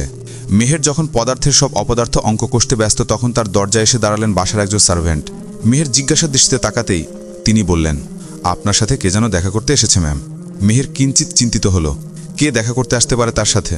সে চিন্তিত মুখ নিয়ে সিঁড়ি দিয়ে নেমে এলো। সোফায় বসা নীল শাড়ি পরিহিত রমণীটির মুখ দেখতে পেতেই সে হেসে এগিয়ে আসলো। ইরাবতী উঠে জড়িয়ে ধরল মেহেরকে। মেহের অবাক হয়ে উচ্ছ্বসিত কণ্ঠে বলল, ওহ গড, আপু তুমি এসেছ? আমি অনেক খুশি হয়েছি। ইরাবতী হেসে বলল, তুমি সেই কবে বলেছিলে আসার জন্য, কিন্তু সময়ের অভাবে আসা হয়নি। আজ সময় করে চলে আসলাম। তন্মধ্যে সিঁড়ি দিয়ে নামলেন মমতা খান। কোলে হসপিটালে জন্ম নেওয়া সেই নবজাতক। ইরাকে দেখে তিনি চিনতে পারলেন। এগিয়ে এসে সোফায় বসলেন। ইরা সালাম দিয়ে জিজ্ঞেস করল, কেমন আছেন আন্টি? ভালো আছি মা, তুমি কেমন আছো? ইরা হেসে উত্তর দিল। মমতা খান কোলের শিশুটির দিকে তাকিয়ে বললেন, চিনতে পারছো আন্টিকে? তুমি জন্ম নিয়ে প্রথম তার কোলে উঠেছিলেন আনু ভাই। সার্ভেন্ট নাশতা এনে রাখল। ইরা জিজ্ঞেস করল, নাম কি রেখেছেন আন্টি? মেহের শিশুটিকে কোলে নিয়ে বলল, মাহাদি খান। মমতা খান মৃদু চেঁচিয়ে বললেন, ও ঘুমিয়ে পড়েছে, উঠে যাবে মেহের। মেহের ঠোঁট ফুলিয়ে বলল, উঠলে উঠে যাক, সারাদিন তুমি কোলে নাও, আমাকে নিতে দাও না। ইরা ওর ছেলে মানুষই দেখে হাসল। তখনই উপর থেকে ভেসে এলো কারো গলা, মা আমার কফি কোথায়? মমতা খান সার্ভেন্টকে তাড়া দিলেন। মাহিরের ঘরে এখনো কফি পৌঁছেনি কেন? ইরা নীরব শ্রোতার মতো সব দেখল। মনে মনে শব্দ করে হাসল। সে জানে আজ বাংলাদেশের সব ক্রিকেটার নিউজিল্যান্ড থেকে ফিরেছে। ভুরে বিমান ল্যান্ড করেছে বাংলাদেশ এয়ারপোর্টে। এখন মধ্য দুপুর। মাহির বাসাতেই থাকবে, তার বিশ্বাস ছিল। ইরাবতী আর চোখে উপরের দিকে তাকালো। মানুষটা বের হচ্ছে না কেন? মমতা খান মৃদুস্বরে বললেন, এ কি মা, তুমি তো কিছুই খাচ্ছ না। মেহের ঠোঁট চেপে হেসে বলল, আপু মনে হয় লজ্জা পাচ্ছে মা। মমতা খান অবাক হয়ে বললেন, তুমি লজ্জা পাচ্ছ? ইরাবতী নিরীহ চোখে তাকিয়ে বলল, আমার পেটে ভরা আন্টি, আমি কিছুই খেতে পারবো না, প্লিজ জোর করবেন না। ইরাবতী নিজের ব্যাগ থেকে বই বের করে মেহেরের দিকে এগিয়ে দিল। হুমায়ুন আহমেদের বই। আমি জানি তুমি পরীক্ষা দিবে, সেজন্য উপহার দিলাম। পরীক্ষার পর পড়ো। মেহের খুশি হয়ে গেল। ইরাকে জড়িয়ে ধরে বলল, oh I am so happy. Ira হেসে ফেলল। ঘুরে ফিরে তার নজর উপরের দিকে স্থির। বাহিরে তীব্র রোদ। খানবাড়িতে বসে থাকতে থাকতে 2টো বেজে গেছে, কিন্তু উপর থেকে মাহির একবারও নেমে আসেনি। এখন খাবার সময়। খানবাড়ির সবাই নিশ্চয়ই খেতে বসবে। ইরাবতীর অস্বস্তি আগলো। এত বেহায়া হয়ে যার জন্য আসলো তাকে এক নজর দেখতে পারল না। সে মেহের, নাতাসহ মমতা খান থেকে বিদায় নিল। তারা খেয়ে যেতে জোর করল, শুনল না ইরা। তার মনে তীব্র বিষাদ। ক্রিকেটার মাহির খান কি করে এত নিষ্ঠুর হতে পারল? ইরাবতী এই যে ডিউটি শিফট আরেকজনের সাথে চেঞ্জ করে এসেছে কার জন্য? যার জন্য এত কিছু সেই ব্যক্তির কোনো খবর নেই। ইরাবতীর কান্না পেল। নিজের পরিবর্তন দেখে তার মাথার চুল ছিঁড়তে ইচ্ছে করল। সে কখনো এমন ছিল না। চাপা স্বভাবের মেয়ে সে, সাথে কঠোর পরিশ্রমী। সে শেষ কবে কান্না করেছে তা সে নিজেও জানে না। এমন শক্ত খোলসে আবৃত মেয়েটিকে বহু বছর পর কাঁদানোর দায় মাহির খান কি তার হয়ে যেতে পারে না? ইরাবতীর চোখে হাত ভুলে গেট পেরোলো। পেছন ফিরে পুনরায় বাড়িটির দিকে তাকালো। তৎক্ষণাৎ চোখে পড়ল বাগানের দিকের বারান্দায় কফি মগ হাতে দাঁড়িয়ে আছেন সুদর্শন পুরুষ। সে আর কেউ নয়, ইরাবতীর প্রেম পুরুষ, যাকে এক পলক দেখার আশায় ছুটে এসেছে সে। মাহির মোবাইলে কিছু করতে ব্যস্ত। ইরাবতী উকি দিয়ে আরেকটু ভালো করে দেখতে চেষ্টা করল। দারোয়ান ইরাবতীকে উকি দিতে দেখে সন্দেহের চোখে তাকালেন। ইরা থমথম কণ্ঠে বলল, আমাকে খানবাড়ির সকলে চিনেন, অমন চোরের মতো আমাকে পর্যবেক্ষণ করবেন না। আমি চোর বা ক্রিমিনাল নই। দারোয়ান পান খাওয়া ঠোঁট বাঁকল। অর্থাৎ এমন কত পরিচিত মানুষ আসা যাওয়া করে। ইরাবতী বারান্দার দিকে ফির তাকালো। তখনই চোখে চোখ পড়ে গেল মাহিরের। সে অবাক হয়ে হাত নাড়িয়ে হাই দিল। মাহিরের উদাম গা। ইরাবতী দূর থেকে দেখো কেঁপে উঠল। মাহিরের হায়ের পরিবর্তে হাসি উপহার দিয়ে হাঁটা ধরল। রোদের তাপ কিছুটা কম। রৌদ্রোজ্জ্বল দুপুরে রাস্তা দিয়ে হেঁটে চলেছে 90 দশকের মতো নীল শাড়ি পরিহিতা এক রমণী। কানের পাশে জায়গা করে নিয়েছে পথের ধারে ভৃঙ্গরাজ ফুল। সাধারণের মধ্যে যেন সে অসাধারণ কেউ। সামনে বইমেলা। ইরাবতী পুরোদমে পাণ্ডুলিপিতে মনোনিবেশ করেছে। ডিউটির পর তার সময়টা পাণ্ডুলিপির পেছনে বের করতে হয়। তার আরশব উপন্যাসের বইয়ের থেকে এই বইটা হবে সম্পূর্ণ ভিন্ন। তার পাঠকরা এইবার অন্যরকম কিছু পেতে চলেছে। ইরাবতী ডায়েরির ভাঁজে লিখল, আপনি জীবনে আসার পর আমার সব কিছু অন্যরকম হচ্ছে। আমার এইবারের বইটা আমি আপনাকে উৎসর্গ করব আমার অপ্রেমিক। কাহিনীর ভাঁজে আপনাকে লুকিয়ে রাখবো ক্রিকেটার। আচ্ছা মাহির, যখন আপনি আমার অনুভূতি সম্পর্কে অবগত হবেন তখন কি চমকে যাবেন? ঠাই দিবেন আপনার বক্ষে, নাকি ছুঁড়ে ফেলে দিবেন ময়লা আবর্জনার মতো? ইরাবতীর মন খারাপ হয়ে গেল। সে ডায়েরি বন্ধ করে চায়ের চুমুক দিল। পুনরায় পাণ্ডুলিপিতে মনোনিবেশ করতে চাইলেও পারল না। মেহেরের এসএসসি পরীক্ষা শেষ পর্যায়ে। বন্ধুরা মিলে প্ল্যান করেছে ময়মনসিংহে যাবে। মেহেরের এক বন্ধুর গ্রামের বাড়ি সেখানে। যেই ভাবা সেই কাজ। মাহিরকে দিয়ে অনুমতি নিয়ে নিল সে। এবার শুধু পরীক্ষাটা শেষ হওয়ার পালা। মাহির সবসময়ই ব্যস্ত থাকে। প্রতিদিন মাঠে গিয়ে খেলা প্র্যাকটিস করা তার রুটিন। সাথে নিজেকে ফিট রাখতে বিভিন্ন রকম জগিং তো আছেই। তার এই ব্যস্তময় জীবনে এখনও কোনো নারীর আগমন ঘটেনি। স্কুল ও কলেজ লাইফে একটা দুটো রিলেশনে জড়িয়েছিল বটে, বাট ওগুলো শুধু নামেই রিলেশন ছিল। ভার্সিটিতে পা রাখার পর সে পুরো সময়টা পড়াশোনা ও খেলাধুলাতে দিয়েছে। তার কাছে এখন ওগুলো সময় নষ্ট মনে হয়। কখনো যদি করে তো বিয়ে করবে, কিন্তু সেটা কবে, কখন, কিভাবে সে নিজেও জানে না। তার শুধু একটা মানুষ চাই, যে সাধারণের মধ্যেও অসাধারণ হবে, যাকে দেখলে মাহিরের বুক কাঁপবে, কাছে পাওয়ার যন্ত্রণায় বিষিয়ে যাবে মন, যার চোখে চোখ রেখে সে কাটিয়ে দিতে পারবে পুরো এক জনম। মাহিরের 28 বছরের জীবনে এখনও তেমন কেউ আসেনি, কিন্তু সে হতাশ হয়নি। সে জানে সৃষ্টিকর্তা সবার জন্যই কেউ না কেউ রেখেছেন। মাহিরের ফ্যান কম নয়। অসংখ্য প্রপোজাল আসে তার জন্য, অসংখ্য চিঠিও আসে, সোশ্যাল সাইটে আসে অগণিত প্রেমের প্রস্তাব, কিন্তু সেগুলো দেখার সময় বা প্রয়োজন তার নেই। সেলিব্রিটি জীবনের মধ্যে মাহিরের আরেকটি জীবন আছে, যেটাতে শুধু তার পরিবার আর বন্ধুগণ। রাতের আধারে আজও চায়ের দোকানে আড্ডায় বসে তারা। অনেকে বিয়ে করেছে, আবার কেউ কেউ চাকরি করছে। ভীষণ ব্যস্ততার মধ্যেও কেউ কারো খোঁজ নিতে ভুলে না। আজ চায়ের টং দোকানে বন্ধুদের আড্ডা বসেছে। ডাক্তারির অ্যাপ্রন হাতে ঝুলিয়ে দাঁড়িয়ে আছে একটি ছেলে, নাম শাউন, পেশায় একজন হার্ট সার্জন। তারপর আছে নাভিদ, পেশায় সে গোয়েন্দা অফিসার। নাভিদের পাশে দাঁড়ানো কুকড়া চুলের ছেলেটির নাম সৈকত, সে একজন গিটারিস্ট, সাথে ভালো গানও করে। তারপর দাঁড়িয়ে আছে মাহির ও তার পাশে নিবিড়, যে একজন পাবলিক ভার্সিটির প্রফেসর। চায়ের দোকানে বসেছে সবাই। রাতের অন্ধকারে দূর থেকে কেউ তাদের স্পষ্ট দেখতে পারবে না। তাছাড়া চায়ের দোকানটা কিছুটা নির্জন জায়গায়। তার উপর রাত 11টার সময় তেমন কেউ আনাগোনা করছে না এদিক দিয়ে। ব্যস্ত জীবনের একটি দিন বন্ধুরা আড্ডা দেয়। শুক্রবার হলো সেই দিন। চায়ের কাপে চুমুক দিতে দিতে বন্ধুরা নানান কথা বলতে লাগলো। তাদের মধ্যে নাবিদ ও নিবিড় বিবাহিত। নাবিদ চায়ের কাপে চুমুক দিয়ে বলল, তোরা কি কেউ বিয়ে করবি না বলে সিদ্ধান্ত নিয়েছিস? সৈকত গিটারের টং টং শব্দ তুলে বলল, কেন, নিজের বিবাহিত জীবনের ঝামেলা সবার জীবনেও চাস নাকি? নাবিদ ভ্রু কুচকে টাকালো। বিবাহিত জীবন ঝামেলা? অফকোর্স, আজকাল যেই হারে ডিভোর্স হচ্ছে, বিয়ে নাম শুনলেই তো কলিজা কাঁপাকস্ত। নিবিড় কিটকিটে হাসি দিয়ে বলল, তবু একটা চান্স তো নেওয়াই উচিত বন্ধু। বিয়ে না করলে তুমি কিভাবে বুঝবে অবিবাহিত ও বিবাহিত জীবনের পার্থক্য? চোখের চশমা ঠিক করে শাওন বলল, পার্থক্য কি? নিবিড় ও নাবিদ একে অপরের দিকে তাকিয়ে হাসল।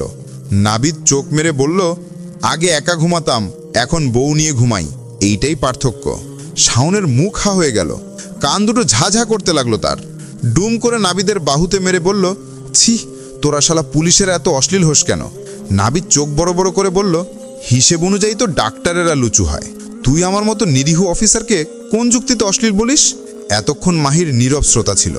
এবার সে মুখ খুলল, শাওনরে জোর করে বিয়ে দিয়ে দেই, কি বলিস তোরা? নিবিড় আর সৈকত হই হই করল, আমি দুটো রোস্ট বেশি খামো মামা। মাহির শব্দ করে হাসল, আগের পাত্রী খোঁজ, আমাদের নিরীহ শাওনের জন্য একটা নিরীহ মেয়ে খুঁজতে হবে, না হলে দেখা গেল কোনোভাবে যদি দজ্জাল বউ জুটে তো বেচারার জীবন তেনা তেনা। নিবিড় চট করে বলল, তোর ফ্যান ফলোয়ার্সে তো কত মায়া ঝুইলা আছে, তাগো মধ্যে থেকে একটা নিরীহ মেয়া খুঁজা বাইর করলে কেমন হয়? শাওন নাক সিটকালো, ওই রকম ছ্যাঁচড়া মেয়ে আমার লাগবে না। ভ্রুকুচকে তাকালো সৈকত, তো কিরকম মেয়ে চাই তোর? শাওনের গম্ভীর চেহারায় উজ্জ্বলতা দেখা দিল। খুব সাধারণ কেউ, কিন্তু মনে হবে অসাধারণ। তাদের আড্ডার মধ্যে বাহিরে গুরুম গুরুম মেঘ ডেকে উঠল। ঝুমঝুম করে বৃষ্টি নামলো ধরণীতে। বৃষ্টি মাথায় নিয়ে দৌড়ে চায়ের ভেতরে এসে দাঁড়ালো শাড়ি পরিহিত এক রমণী। বন্ধুরা কারো আগমনে চোখ তুলে তাকালো। পরিচিত কারো মুখশ্রী চোখে পড়তেই মাহির এগিয়ে গেল। রমণীটি বৃষ্টির দিকে করুণ চোখে তাকিয়ে আছে। নিজের পাশে কারো উপস্থিতি অনুভব করে সে চোখ তুলে তাকালো। তৎক্ষণাৎ চমকে গেল সে। বিড়বিড় করল, ক্রিকেটার। সোডিয়ামের মৃদু আলো ও হলুদ লাইটের বাল্বে মুখশ্রী হলুদ দেখাচ্ছে। চোখে চোখ পড়ে গেল। শুভ দৃষ্টি হলো কি তবে? আকাশে মেঘের ঘন ঘটা। মেঘ ডাকছে শব্দ করে। মাঝে মধ্যে ধরণী সাদা হয়ে আবার কালো মেঘে ঢেকে যাচ্ছে। মাহির কি এই সময়টাকে কোণে দেখার আলো ধরে নিবে? কিন্তু সেটা তো দিনের বেলায় হয়। চোখটা সর্বপ্রথম মাহিরই ফিরিয়ে নিল। কেশে গলা পরিষ্কার করে মনোযোগ আকৃষ্ট করতে চেষ্টা করল। ইরাবতীর কথা আটকে গেল। সে চোখ বন্ধ করে ফেলল। মনে প্রাণে চাইল মাটি ফাঁক হয়ে যাক, সামনে দাঁড়ানো মাহির তার ভ্রম হোক। মাহির ইরাবতীর বন্ধ চোখের দিকে তাকালো। আপনি কি কোনোভাবে লজ্জা পাচ্ছেন? ইরাবতী ফট করে চোখ মেলে তাকালো। মাহির তার প্রেমিক না, সুতরাং লজ্জা পাওয়ার কোনো কারণ নেই। কিন্তু মাহির কি জানে ইরাবতী মনে মনে মাহিরকে নিয়ে সংসার সাজিয়ে ফেলেছে? মাহির উত্তরের আশায় তাকিয়ে আছে। ইরা ইতস্তত করে বলল, সেদিন আপনাদের বাড়িতে গেছিলাম, বের হবার সময় আপনার সাথে চোখাচোখি হয়ে যায়, ব্যাস এতটুকুই। ততক্ষণে এগিয়ে এসেছে মাহিরের বন্ধুগণ। নাবিদ মাহিরের পিঠ চাপড়ে বলল, কি বন্ধু, তলে তলে এত কিছু? নিবিড় রেগে বলল, এই তোর বন্ধুত্ব? শালা প্রেম করিস অথচ আমাদের বলিসনি? সৈকত ভ্রু কোচকে তাকিয়ে আছে ইরার দিকে। সামন নীরব দর্শক, সে চোখমুখ গম্ভীর করে দাঁড়িয়ে আছে। মাহির হেসে ফেলল, তোরা যা ভাবছিস তা না, উনি একজন নার্স, আমার পরিচিত। সৈকত ভ্রু টানটান করে ফেলল, শুধুই পরিচিত? নাবিদ লাফিয়ে ইরাবতীর পাশে গিয়ে দাঁড়ালো। আপনার কি কোনো বয়ফ্রেন্ড আছে মিস? ইরাবতী চোখ বড় বড় করে তাকালো। নিবিড় রাগী সরে বলল, লজ্জা করে না? বউ রেখে আরেক মেয়েকে বয়ফ্রেন্ড আছে কিনা জিজ্ঞেস করিস? তোর জ্ঞান তোর স্টুডেন্টদের দিস। এই যে মিস, আপনার কি বয়ফ্রেন্ড আছে? ইরা মাথা নাড়িয়ে না করল। নাবিদ উচ্ছ্বসিত হয়ে বলল, তাহলে তো হয়েই গেল, আমাদের মাহিরেরও গার্লফ্রেন্ড নেই, আপনি হয়ে যেতেই পারেন। কি বলেন মাহির? মাহির ঠাস করে নাবিদের মাথায় চড় মারল। নাবিদ অসহায় চোখে তাকালো। তুই আমাকে মারতে পারলি? তোর একটা গতি করছিলাম, তার প্রতিদান এভাবে দিবি? মাহির ইরাবতীকে বলল, আপনি কিছু মনে করবেন না, ওরা মজা করছে। ইরাবতী মনে মনে বিড়বিড় বলল, না না, একদমই না, আমি কেন কিছু মনে করব? আপনার দামড়া বন্ধুদের বলুন আরও কিছু বলতে, আমি কিছুই মনে করব না। এবার নিশ্চুপ শাওন কথা বলে উঠল, আপনি মনে হয় বৃষ্টিতে আটকে পড়েছেন। জি, চলুন আপনাকে এগিয়ে দিব, আমিও বের হব। নিবিড় ভুরু কুচকে তাকিয়ে আছে শাওনের দিকে। তুই কেন পৌঁছে দিবি? আমরা থাকতে তোর হঠাৎ দরদ উতলে পড়ছে কেন? মতলব কি তোর? শাওন কথা বলার ভাষা হারিয়ে ফেলল। ইরা মাথা নাড়িয়ে মানা করে বলল, আমি একাই যেতে পারবো ভাইয়া, আপনারা নিজেদের মধ্যে ঝগড়া করবেন না। পরোপকারী নাবিদ হাহাকার করে উঠল, কি বলছেন আপনি এসব? আমাদের ক্রিকেটার থাকতে কিনা আপনি একা একা যাবেন? মাহিরের এক্সক্লুসিভ গাড়িতে করে আপনি বাসায় যাবেন আপু। মাহির কপালে আঙুল দিয়ে টোকা মেরে হাসল। চলুন আপনাকে পৌঁছে দেই। ইরাবতী আকাশের চাঁদ পাওয়ার মতো খুশি হলো, কিন্তু মুখে তা প্রকাশ করল না। সেই কালো টয়টো গাড়িতে উঠে বসল ইরা। মাহির নিজে ড্রাইভ করছে। ইরা চিন্তিত স্বরে বলল, আপনি বডিগার্ড ছাড়া বের হলেন যে? এই সময়টা আমি একা স্পেন্ড করি বন্ধুদের সাথে, গার্ড সাথে নেওয়ার প্রশ্নই ওঠে না। বাহিরে তখন প্রচণ্ড বৃষ্টি। ইরাবতী গাড়ির কাঁচের ফাঁকে হাত বের করে বৃষ্টি ছুঁয়ে দেখছিল। মাহির সাবধান করল, হাত ভেতরে ঢুকিয়ে নিন, কোনো দুর্ঘটনা ঘটে যেতে পারে। ইরা তৎক্ষণাৎ হাত ভেতরে ঢুকিয়ে নিল। মাহির আচমকা প্রশ্ন করল, আপনার পরিবারে কে কে আছে? বাবা মা, আমিও ছোট ভাই। আমি চাকরি সূত্রে এই শহরে থাকি। বাবা মা ভাইকে নিয়ে ময়মনসিংহে থাকেন। ধরুন ইরাবতী, আপনি হঠাৎ অনাকাঙ্ক্ষিত কিছু পেয়ে গেলেন, বা অনাকাঙ্ক্ষিত কিছু আপনার সাথে ঘটে গেল, তবে কি আপনি চমকে যাবেন? আমি সহজে চমকাই না। ধরুন চমকে যাওয়ার মতোই কিছু ঘটল, তবুও চমকাবেন না? ইরাবতী মাহিরের দিকে পূর্ণ দৃষ্টিতে তাকালো। চমকে যাওয়ার মতো কিছু হলে আমি যদি চমকে নাও যাই, তবু মিথ্যা করে চমকে যাব না হয়? মাহির এবার শব্দ করে হাসল, আপনি তো দারুণ। দুজনের টুকটাক কথার মধ্যে ইরাবতীর ফ্ল্যাটের বিল্ডিংয়ের সামনে গাড়ি থামালো মাহির। তখনও বাইরে ঝুমঝুম করে বৃষ্টি পড়ছে। মাহির গাড়ির পেছন থেকে ছাতা হাতে নিল, মাস্ক পরে বেলো হয়ে ইরাবতীর দিকে এগিয়ে এলো। ইরাবতী ইতস্তত করে গাড়ির বাইরে পা রাখল। মাহিরের এক হাত ছাতা ধরে আছে, আর এক হাতে সে ইরাবতীর শাড়ির আঁচল তুলে ধরল। ইরাবতীর হাতে দিয়ে বলল, আঁচল সামলে রাখুন, ভিজে যাবে। একই ছাতার নিচে দুজন। বৃষ্টির ফোঁটারা রাস্তায় পড়ে একটু একটু করে ইরাবতীর পায়ের দিকে শাড়ি ভিজিয়ে দিচ্ছে। সে এক হাতে শাড়ি সামলে মাহিরের সাথে পায়ে পা মিলিয়ে গেট দিয়ে প্রবেশ করল।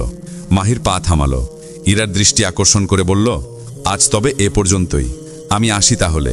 ইরাবতী মাহিরের দিকে এক দৃষ্টিতে তাকিয়ে আছে। হাঁটার তালে তাদের দুজনের অনেকবারই কাঁধে কাঁধ লেগেছে। ইরাবতীর শ্বাস রুদ্ধকর অবস্থা এখনও কাটেনি। সে লম্বা একটা শ্বাস ছেড়ে বলল, ভেতরে এসে এক কাপ কফি খেয়ে যান। বৃষ্টির মধ্যে ড্রাইভিং কিন্তু বিপজ্জনক হতে পারে।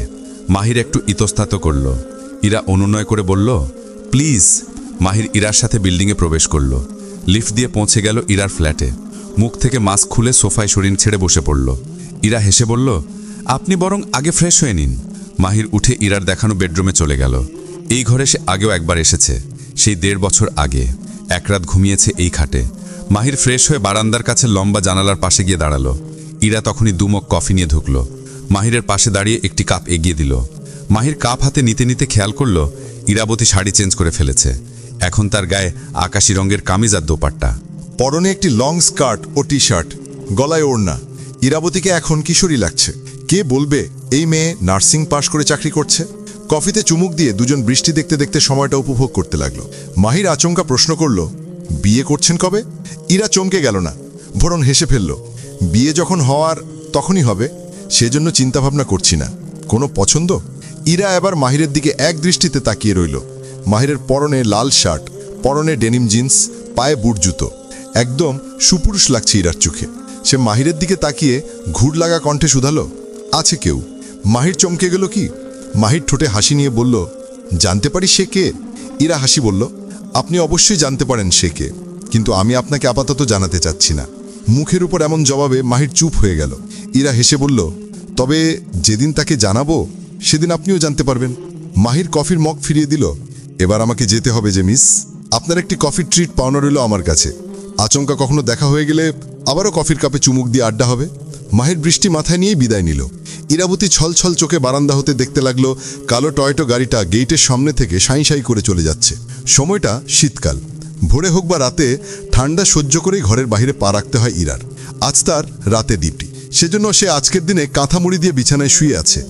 মাথা বের করে কাঁথায় পেঁচানো হাত দিয়ে ধরে পড়ছে হুমায়ুন আহমেদের একটি বই। ইরা ছোট থেকে অলস প্রকৃতির, কিন্তু মধ্যবিত্ত ফ্যামিলির সন্তান হওয়ার কারণে তাকে অলসতা পেছনে ফেলে কেরিয়ার গুছাতে হয়েছে। এই যে সে আজ নার্স, সেটা হওয়ার তার বিন্দুমাত্র ইচ্ছে ছিল না কখনো। সে তো আইনের কিছু হওয়ার স্বপ্ন দেখত। সবসময় গল্প উপন্যাসে দেখে এসেছে নার্সদের তেমন প্রাধান্য দেওয়া হয় না তাতে। হসপিটালের কোনো সিন থাকলে সেখানে ডক্টরদেরই সুন্দর করে উপস্থাপন করা হয়। সেজন্য ইরা কখনো নার্স হতে চাইতো না, কিন্তু সে ইনভেস্টিগেটরও হতে পারবে না। তার বাবার তেমন সামর্থ্য নেই। তার উপর ইরা ইনভেস্টিগেটর হওয়ার পদ্ধতি জানে না। অল্প বয়স হলেও পড়াশোনার বিষয়ে তাকেই সব সিদ্ধান্ত নিতে হতো, কারণ তার বাবা পড়াশোনার বিষয়ে তেমন কিছু বুঝেন না। সে জানতো তার এই ইচ্ছেটা পূরণ হবে না, তবু চাইতো একটা মিরাকেল হোক, কিন্তু হলো না। ইরাকে শেষমেশ নার্সিং পড়তেই হলো।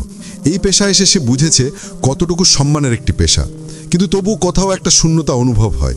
ইরা যখন কোনো থ্রিলার বই পড়ে বা অ্যাকশন মুভি দেখে, সেটা আরও বেশি অনুভব করে। সে আজও না চাইতেও নিজেকে ফর্মাল স্টাইলে পিস্তল হাতে নিয়ে ক্রিমিনালের পেছনে দৌড়াতে দেখে কল্পনায়। ইরা জানে এসব সারা জীবন কল্পনা হয়েই থাকবে। মানুষের সব ইচ্ছে সবসময় পূর্ণতা পায় না। ইরা ভাগ্যে বিশ্বাসী, কিন্তু তবুও শূন্যতা তাকে শান্তি দেয় না। আজও ইচ্ছেগুলো বুকের ভেতর গুমড়ে মোড়ে। ইরা কোলাহলের থেকেও তা বুঝতে পারে। সে স্পষ্ট শুনতে পায় তার ভেতর কে যেন কাঁদছে, অভিযোগ করছে, তুমি আমাকে কখনো ভালো রাখুনি। বুকের ভেতর স্বপ্নেরা আজও গুমড়ে মরে। তারা প্রকাশ হতে চায়, বলতে চায়, ইনভেস্টিগেটর অফিসটা আজও তোমার অপেক্ষায়।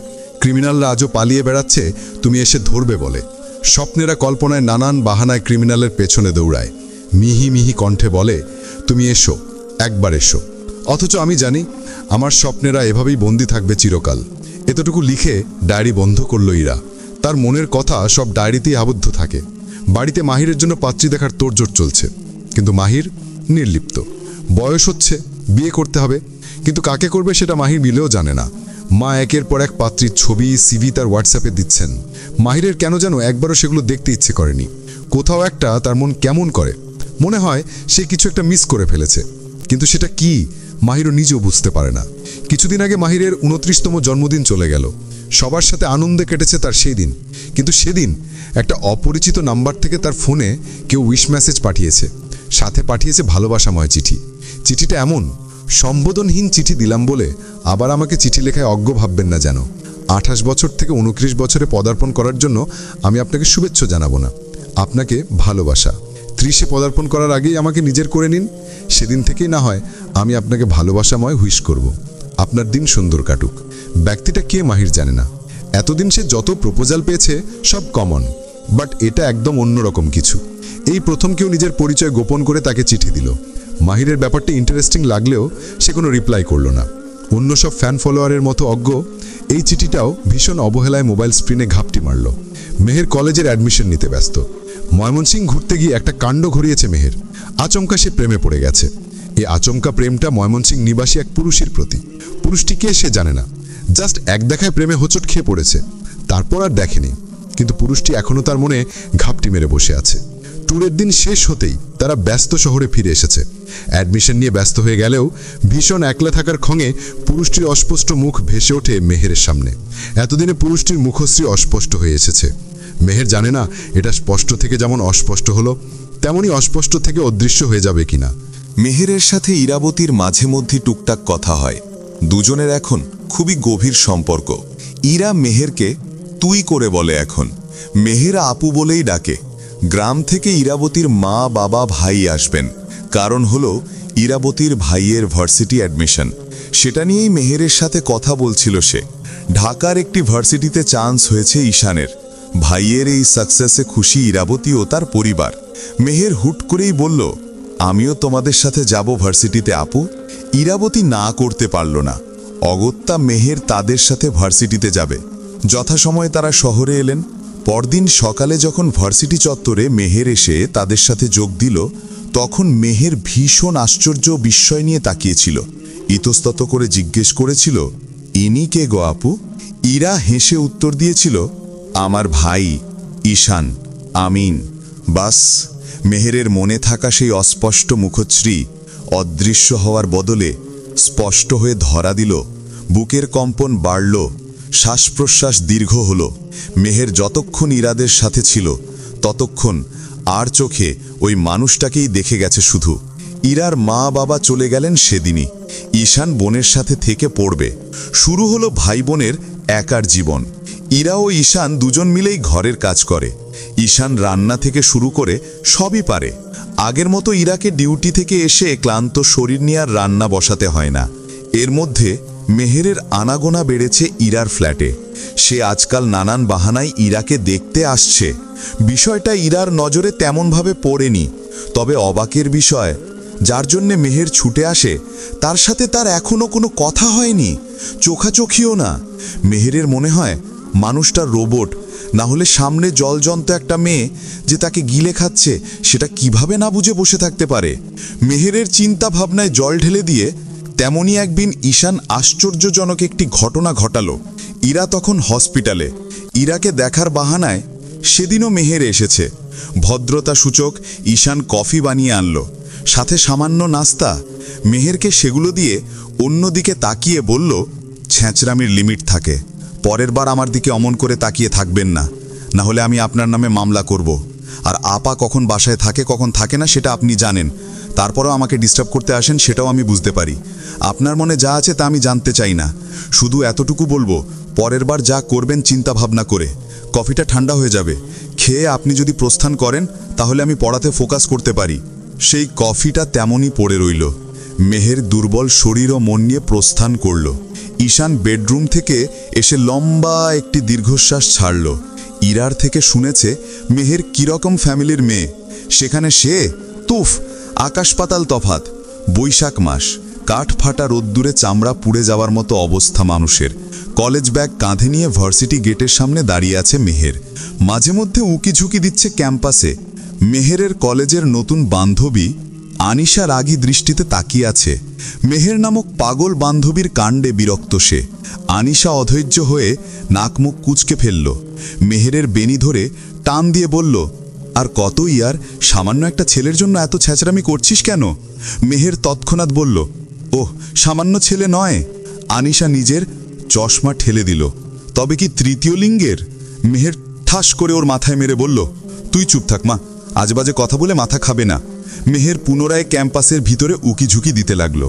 তার অপেক্ষার অবসান ঘটিয়ে ক্যাম্পাসের মাঠে এসে দাঁড়ালো ঈশান। সাথে একটি মেয়ে। তার সাথে মাঠে বসে কিছু নিয়ে ডিসকাস করছে সে। মেহেরের মন খারাপ হয়ে গেল। মেয়েটার সাথে কিসের এত কথাবার্তা ঈশানের? তার সাথে তো কখনো টু শব্দও করে না। মেহের রাগে আনিশার হাত খামচা ধরল। আনিশা চমকে হাত ছাড়িয়ে নিল, কাঁদো কাঁদো স্বরে বলল, মেরে ফেলবি নাকি? মেহেরের চোখে পানি। আনিশা হাতের ব্যথা ভুলে বান্ধবীর দিকে দুঃখী চোখে তাকালো। উকি দিয়ে ঈশানকে দেখে নিয়ে দীর্ঘশ্বাস ছাড়ল। এক ছেলের জন্য আর কত বেহায়া হবি? মাহির ভাই জানতে পারলে কি হবে ভেবেছ? কিসের জন্য তুই এই ছেলের পেছনে পড়ে আছিস বলতো? তোর কি নেই? ছেলেটার সাথে তোর স্ট্যাটাস যায় না মেহের? প্লিজ সময় থাকতে নিজেকে সামলে নে। মেহের নাক টেনে বলল, সম্ভব না, আমি ফেসে গেছি ইয়ার। আনিশা দীর্ঘশ্বাস ছেড়ে বলল, কি ঘুরবি এখন? আরও কিছুক্ষণ দাঁড়িয়ে থাকবি? মেহের চোখে পানি নিয়ে হাসল। তাকে এক পলক দেখার আশায় ছুটে এসেছিলাম, দেখে নিলাম, চল কোচিংয়ের টাইম হয়ে গেছে। আনিশা করুণ চাহনি নিয়ে তাকালো। তার বান্ধবীটা এত আবেগী কেন? বড়লোক পরিবারের দুঃখ না বুঝতে পারা মেয়েটিকে দুঃখে ডুবানোর অপরাধে ঈশান আমিন নামক পুরুষটিকে জেলে নিবে সে। বাবার মতো যখন পুলিশ হবে তখন ঈশানকে অ্যারেস্ট করে নিয়ে যাবে, পাঁচায় বাড়ি দিয়ে বলবে, আমার বান্ধবীকে থাদানোর মজা বোঝ শালা। অন্য মেয়েদের সাথে কথা বলে আমার বান্ধবীকে কাঁদাস? কত বড় সাহস তোর? আনিশা গোপনে দীর্ঘশ্বাস ত্যাগ করল। মেহেরের এই অল্প বয়সী একতরফা প্রেমের পরিণতি সে স্পষ্ট দেখতে পাচ্ছে, কিন্তু মেয়েটা কেন বুঝেও বুঝতে চাইছে না? সে কি জানে না সমাজ পরিবার তাদের দুই মেরুর মানুষকে কখনো এক হতে দেবে না? আনিশার মনে হলো ঈশান আমিন নামক ছেলেটি প্রচণ্ড বুদ্ধিমান, নিজের দিক থেকে সে একদম সঠিক। মেহেরের অল্প বয়সে আবেগকে প্রশ্রয় দেওয়া কোনোভাবেই ঠিক হবে না, কখনোই না। মেহেরের একতরফা প্রেম এভাবেই চলতে থাকলো। ফার্স্ট ইয়ার থেকে সেকেন্ড ইয়ারে উঠেও তার পরিবর্তন হলো না। আনিশার বুক কাঁপে। তার বান্ধবী যে খুব শীঘ্রই ছ্যাঁকা খেয়ে ব্যাকা হবে তা নিয়ে সে শতভাগ নিশ্চিত। অঘটন ঘটল একদিন। কিশোর বয়স অতিক্রম করা মেহেরের রন্ধ্রে রন্ধ্রে যৌবনের খেলা। নারী অঙ্গে সে শাড়ি জড়িয়েছে সেদিন। বিকেল 5টা নাগাদ ঈশান টিউশানি থেকে ফেরে। সেই সময় জলজন্ত পুরুষটিকে গাড়িতে টেনে তুলল মেহের। ঈশান হতভম্ব। ড্রাইভিং সিটে আনিশা বসে। সে ব্যাক সিটের লাইট অফ করে দিল। অন্ধকারে ঈশান স্পষ্ট টের পেল তার ওষ্ঠে কেউ নিজের ওষ্ঠ ডুবিয়ে দিয়েছে। ঈশান ছটপট করতে লাগল। মন সেই স্পর্শে হারিয়ে যেতে চাইলেও মস্তিষ্ক বাধা দিল। সে ধাক্কা দিয়ে নিজেকে ছাড়িয়ে নিল। মেহের ফুপিয়ে কেঁদে উঠল। ভেজা কণ্ঠে প্রচণ্ড জেদ নিয়ে বলল, আজ আমি কিছু একটা করব যার কারণে আপনি না চাইতেও সারা জীবন আমার কাছে আমার হয়ে থাকতে বাধ্য হবেন মিস্টার ঈশান আমিন। আমাকে কাঁদানোর জন্য, প্রত্যাখ্যান করার জন্য, আমার ভালোবাসাকে ছোট করে দেখার জন্য, আমাকে অবহেলা করার জন্য এটা আপনার শাস্তি। আপনি আমাকে নিজের করে নেবেন না, সেজন্য আপনাকে নিজের করতে আমাকে এই পথ অবলম্বন করতেই হলো। সেজন্য ক্ষমা চেয়ে নিচ্ছি। ঈশানের মাথা ঘুরতে লাগলো। মস্তিষ্ক খুঁজতে শুরু করলো কি করতে চাইছে মেহের, কিন্তু মেহের সেটা সুযোগ দিতে চাইল না। লাল রঙের শাড়ির আঁচলটা নিজের স্থান থেকে খসে পড়ল। ঈশানের শার্টের বোতামগুলো টেনে ছিঁড়ে ফেলল মেহের। টেনে ঈশানকে জড়িয়ে ধরল নিজের সাথে। ঈশানের বয়স 22 ছুঁই ছুঁই। সদ্য যৌবনে পা রাখা ছেলেটি কেঁপে উঠল, ঘেমে উঠল আচমকা। নিজেকে ছাড়াতে চেষ্টা করল। হাত দিয়ে ঠেলতে গিয়ে স্পর্শ পেল নরম কিছুর। ঈশানের মাথা ঘুরে গেল। শ্বাস প্রশ্বাস দীর্ঘ হতে শুরু করলো। এমন শ্বাসরুদ্ধকর পরিস্থিতিতে ঈশান কি করবে বুঝতে পারছিল না। পারছে না। জীবনে প্রথমবার তার কিছু একটা হয়ে গেল। মস্তিষ্ক হেরে গেল তার কাছে। মেহেরে ডুবে গেল বড্ড অগোছালো আবে। বাহিরে কালবৈশাখী ঝড়। সন্ধ্যায় বাসায় ফিরে ইরা সবসময়ের মতো ঈশানকে দেখতে গেল। চাবি দুজনের কাছেই থাকে বলে দরজা খুলতে কাউকে ডাকতে হয় না। ঈশানকে পড়ার টেবিলে না দেখে চিন্তিত হলো ইরা। রান্নাঘরে থাকতে পারে ভেবে সেদিকে এগিয়ে গেল। ঈশান আজ টিউশনি থেকে ফিরে রান্না করেনি। অবাক হলো ইরা। এমনটা কখনো হয় না। ভাবল একদিন ব্যতিক্রম হতেই পারে, হয়তো কোনো কিছুতে আটকে পড়েছে তার ভাইটা। ইরার চিন্তা বাড়ল। রান্না শেষ করে সে জানালা দিয়ে বাহিরে তাকিয়ে রইল। হাতে মুঠো ফোন। ঈশানের মোবাইলে কল ঢুকলেও রিসিভ হচ্ছে না। রাত 8টা বেজে গেছে। কোথায় যেতে পারে ঈশান? গাড়ি একটি নির্জন জায়গায় রেখে কিছুটা দূরে গাছের নিচে দাঁড়িয়ে আছে আনিশা। ঝড় থেমেছে অনেকক্ষণ। লজ্জায় তার গাল লাল হচ্ছে। যতই অন্ধকার থাকুক তার কানে স্পষ্ট পেছন থেকে শীতকার ভেসে এসেছে।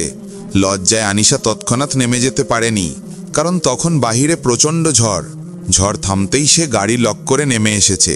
চোখ ঘুরিয়ে সে গাড়িটার দিকে তাকালো। অধৈর্য হয়ে হাতের ফোন চেপে মেসেজ পাঠালো মেহেরের মোবাইলে। ব্যাক সিটে বসা দুজনের উপর ঝড় বয়ে গেছে। বর্তমানে দুজন মাথা নিচু করে বসে আছে। মেহের শাড়ি ঠিক করে পরে নিয়েছে।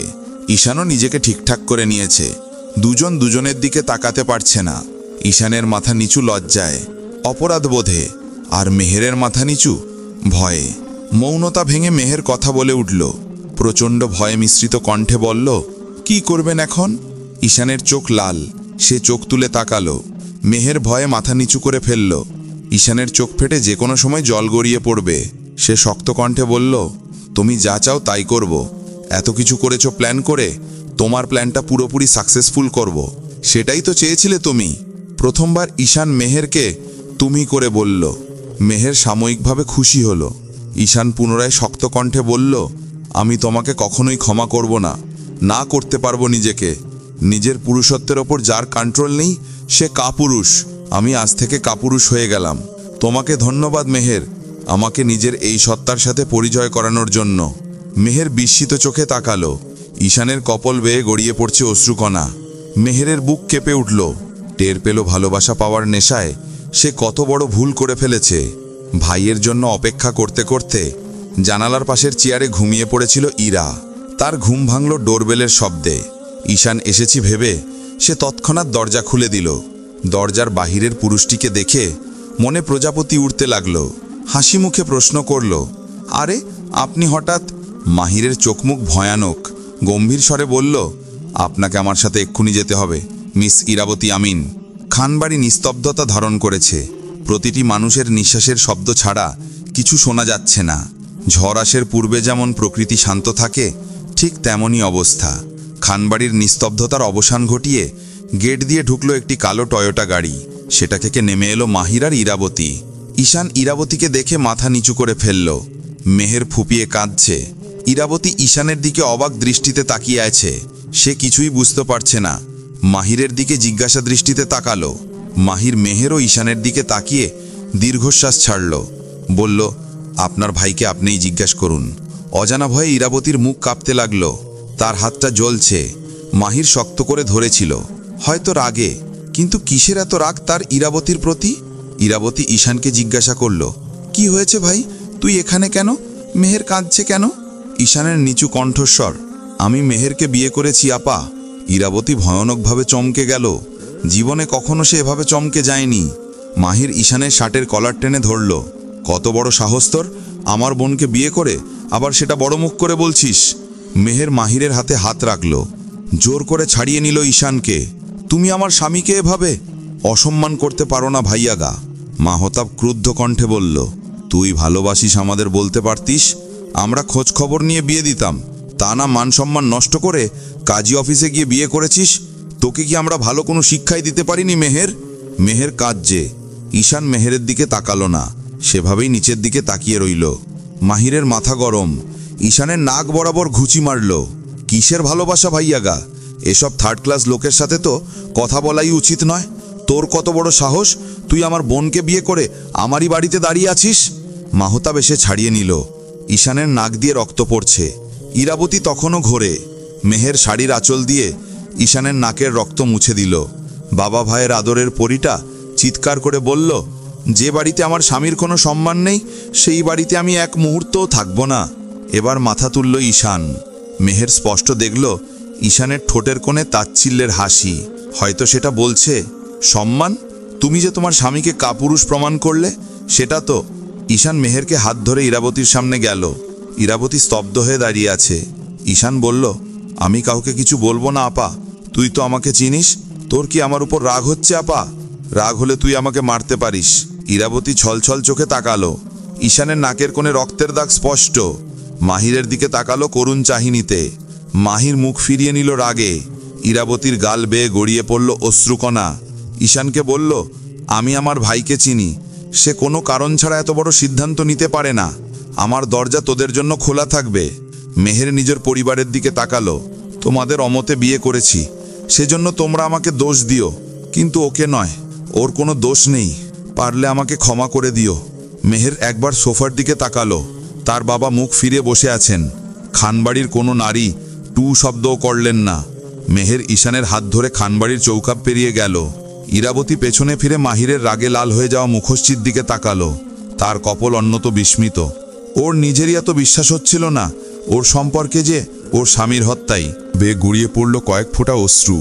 তার লুকিয়ে রাখা প্রেমিকা মন বুঝে গেল এই জন্মে নিজের ভালোবাসা পাওয়ার সুযোগ বোধহয় আর হবে না। ইরাবতী সবার আগে ফ্ল্যাটে ঢুকল, তারপর বরণ করল মেহেরকে। ঈশান নিজের রুমে গিয়ে দরজা বন্ধ করে দিল। মেহের অসহায় চোখে ইরার দিকে তাকালো। ইরা হাসল। তুমি বরং আমার রুমে এসো, ফ্রেশ হয়ে কাপড় চেঞ্জ করে নিবে, ততক্ষণে আমি খাবার গরম করে নিব। মেহের মাথা নাড়ালো। ফ্রেশ হয়ে যখন টেবিলে এলো তখনও ঈশানের রুমের দরজা বন্ধ। ইরা দরজায় টুকা দিল। ঈশানের গলা ভেসে এলো, 5 মিনিটের মধ্যে আসছি। ঈশান এলো 10 মিনিট পর। চোখ মুখ লাল হয়ে ফুলে গেছে, হয়তো কেঁদেছে অনেক। ইরা কোনো প্রশ্ন করল না, নিশ্চুপে খাওয়া শেষ করলো। খাওয়া শেষে ঈশান চলে গেল নিজের রুমে, সাথে ঠাস করে দরজা লাগাতে ভুলল না। মেহের বুঝতে পারল আজ তাকে ইরার সাথেই থাকতে হবে। অন্ধকার বারান্দায় সোডিয়ামের মৃদু আলো এসে জায়গা করে নিয়েছে। দাঁড়িয়ে থাকা দুজন রমণীর মুখ হলদেটে আলোয় সুন্দর দেখতে লাগছে। ইরাবতী দীর্ঘশ্বাস ছেড়ে বলল, তুমি অনেক বড় ভুল করে ফেললে মেহের। আমি আমার ভাইকে চিনি, ও তোমাকে রাগ দেখাবে না, বরং এমন আচরণ করবে যে তুমি প্রতিক্ষণ আফসোস করবে কেন সে তোমাকে রাগ দেখাচ্ছে না। তুমি ছটপট করবে সে কেন তোমাকে কষ্ট না দিয়ে নিজের দায়িত্ব পালন করছে। মেহের হেঁচকি তুলে কাঁদছে। আমি এত কিছু ভাবিনি আপু, আমি জাস্ট পারছিলাম না। আমার ওকে নিজের করে পাওয়ার জেদ চেপে বসেছিল, সেজন্য ডেসপারেট হয়ে এরকম সিদ্ধান্ত নিয়েছিলাম। ইরাবতী মেহেরকে নিয়ে রুমে এলো, খুঁজে একটি ওষুধ বের করে দিল। মেহের তা দেখে মারাত্মক লজ্জা পেল। ইরাবতী দীর্ঘশ্বাস ছেড়ে বলল, এটা খেয়ে নাও। অনাকাঙ্ক্ষিতভাবেই হোক তোমরা কাছাকাছি এসেছিলে, বাই এনি চান্স যদি কিছু হয়ে যায় রিস্ক নেওয়া যাবে না। সামনে তোমাদের ভবিষ্যৎ পড়ে আছে, তার উপর দুজনের সঠিক বনিবনা কবে হবে কেউ জানো না। সুতরাং এর মধ্যে তৃতীয় কেউ চলে এলে তোমরা অথই জলে পড়ে যাবে। মেহের ওষুধটা খেয়ে নিল। বিছানার এক কোণে কাঁথা মুড়ি দিয়ে শুয়ে চোখ বন্ধ করল। অন্ধকার বারান্দায় ডায়েরি নিয়ে বসেছে ইরাবতী। সোডিয়ামের আলোয় লেখা বুঝতে বা লিখতে অসুবিধা হচ্ছে না তার। ইরাবতী অনেক ভাবল, ভেবে কাঁপা হাতে লিখল, আপনার আমার হওয়াটা হলো না। জীবনটা এত জটিল কেন বলুন তো? আমরা যখনই কিছু সহজ ভাবি তখনই সেটা জটিল রূপ ধারণ করে কেন? আজ আমি আপনার চোখে আমার ও আমার পরিবারের জন্য স্পষ্ট ঘৃণা দেখেছি মাহির। ভালোবাসার মানুষের চোখে ঘৃণা দেখে আমার তখন মরে যেতে ইচ্ছে করছিল। আমার মস্তিষ্ক মেনে নিল আপনার আমার এক হওয়া সম্ভব নয়, কিন্তু মন, তাকে কিভাবে মানাবো মাহির? সে তো প্রতিনিয়ত আপনাকে চায়।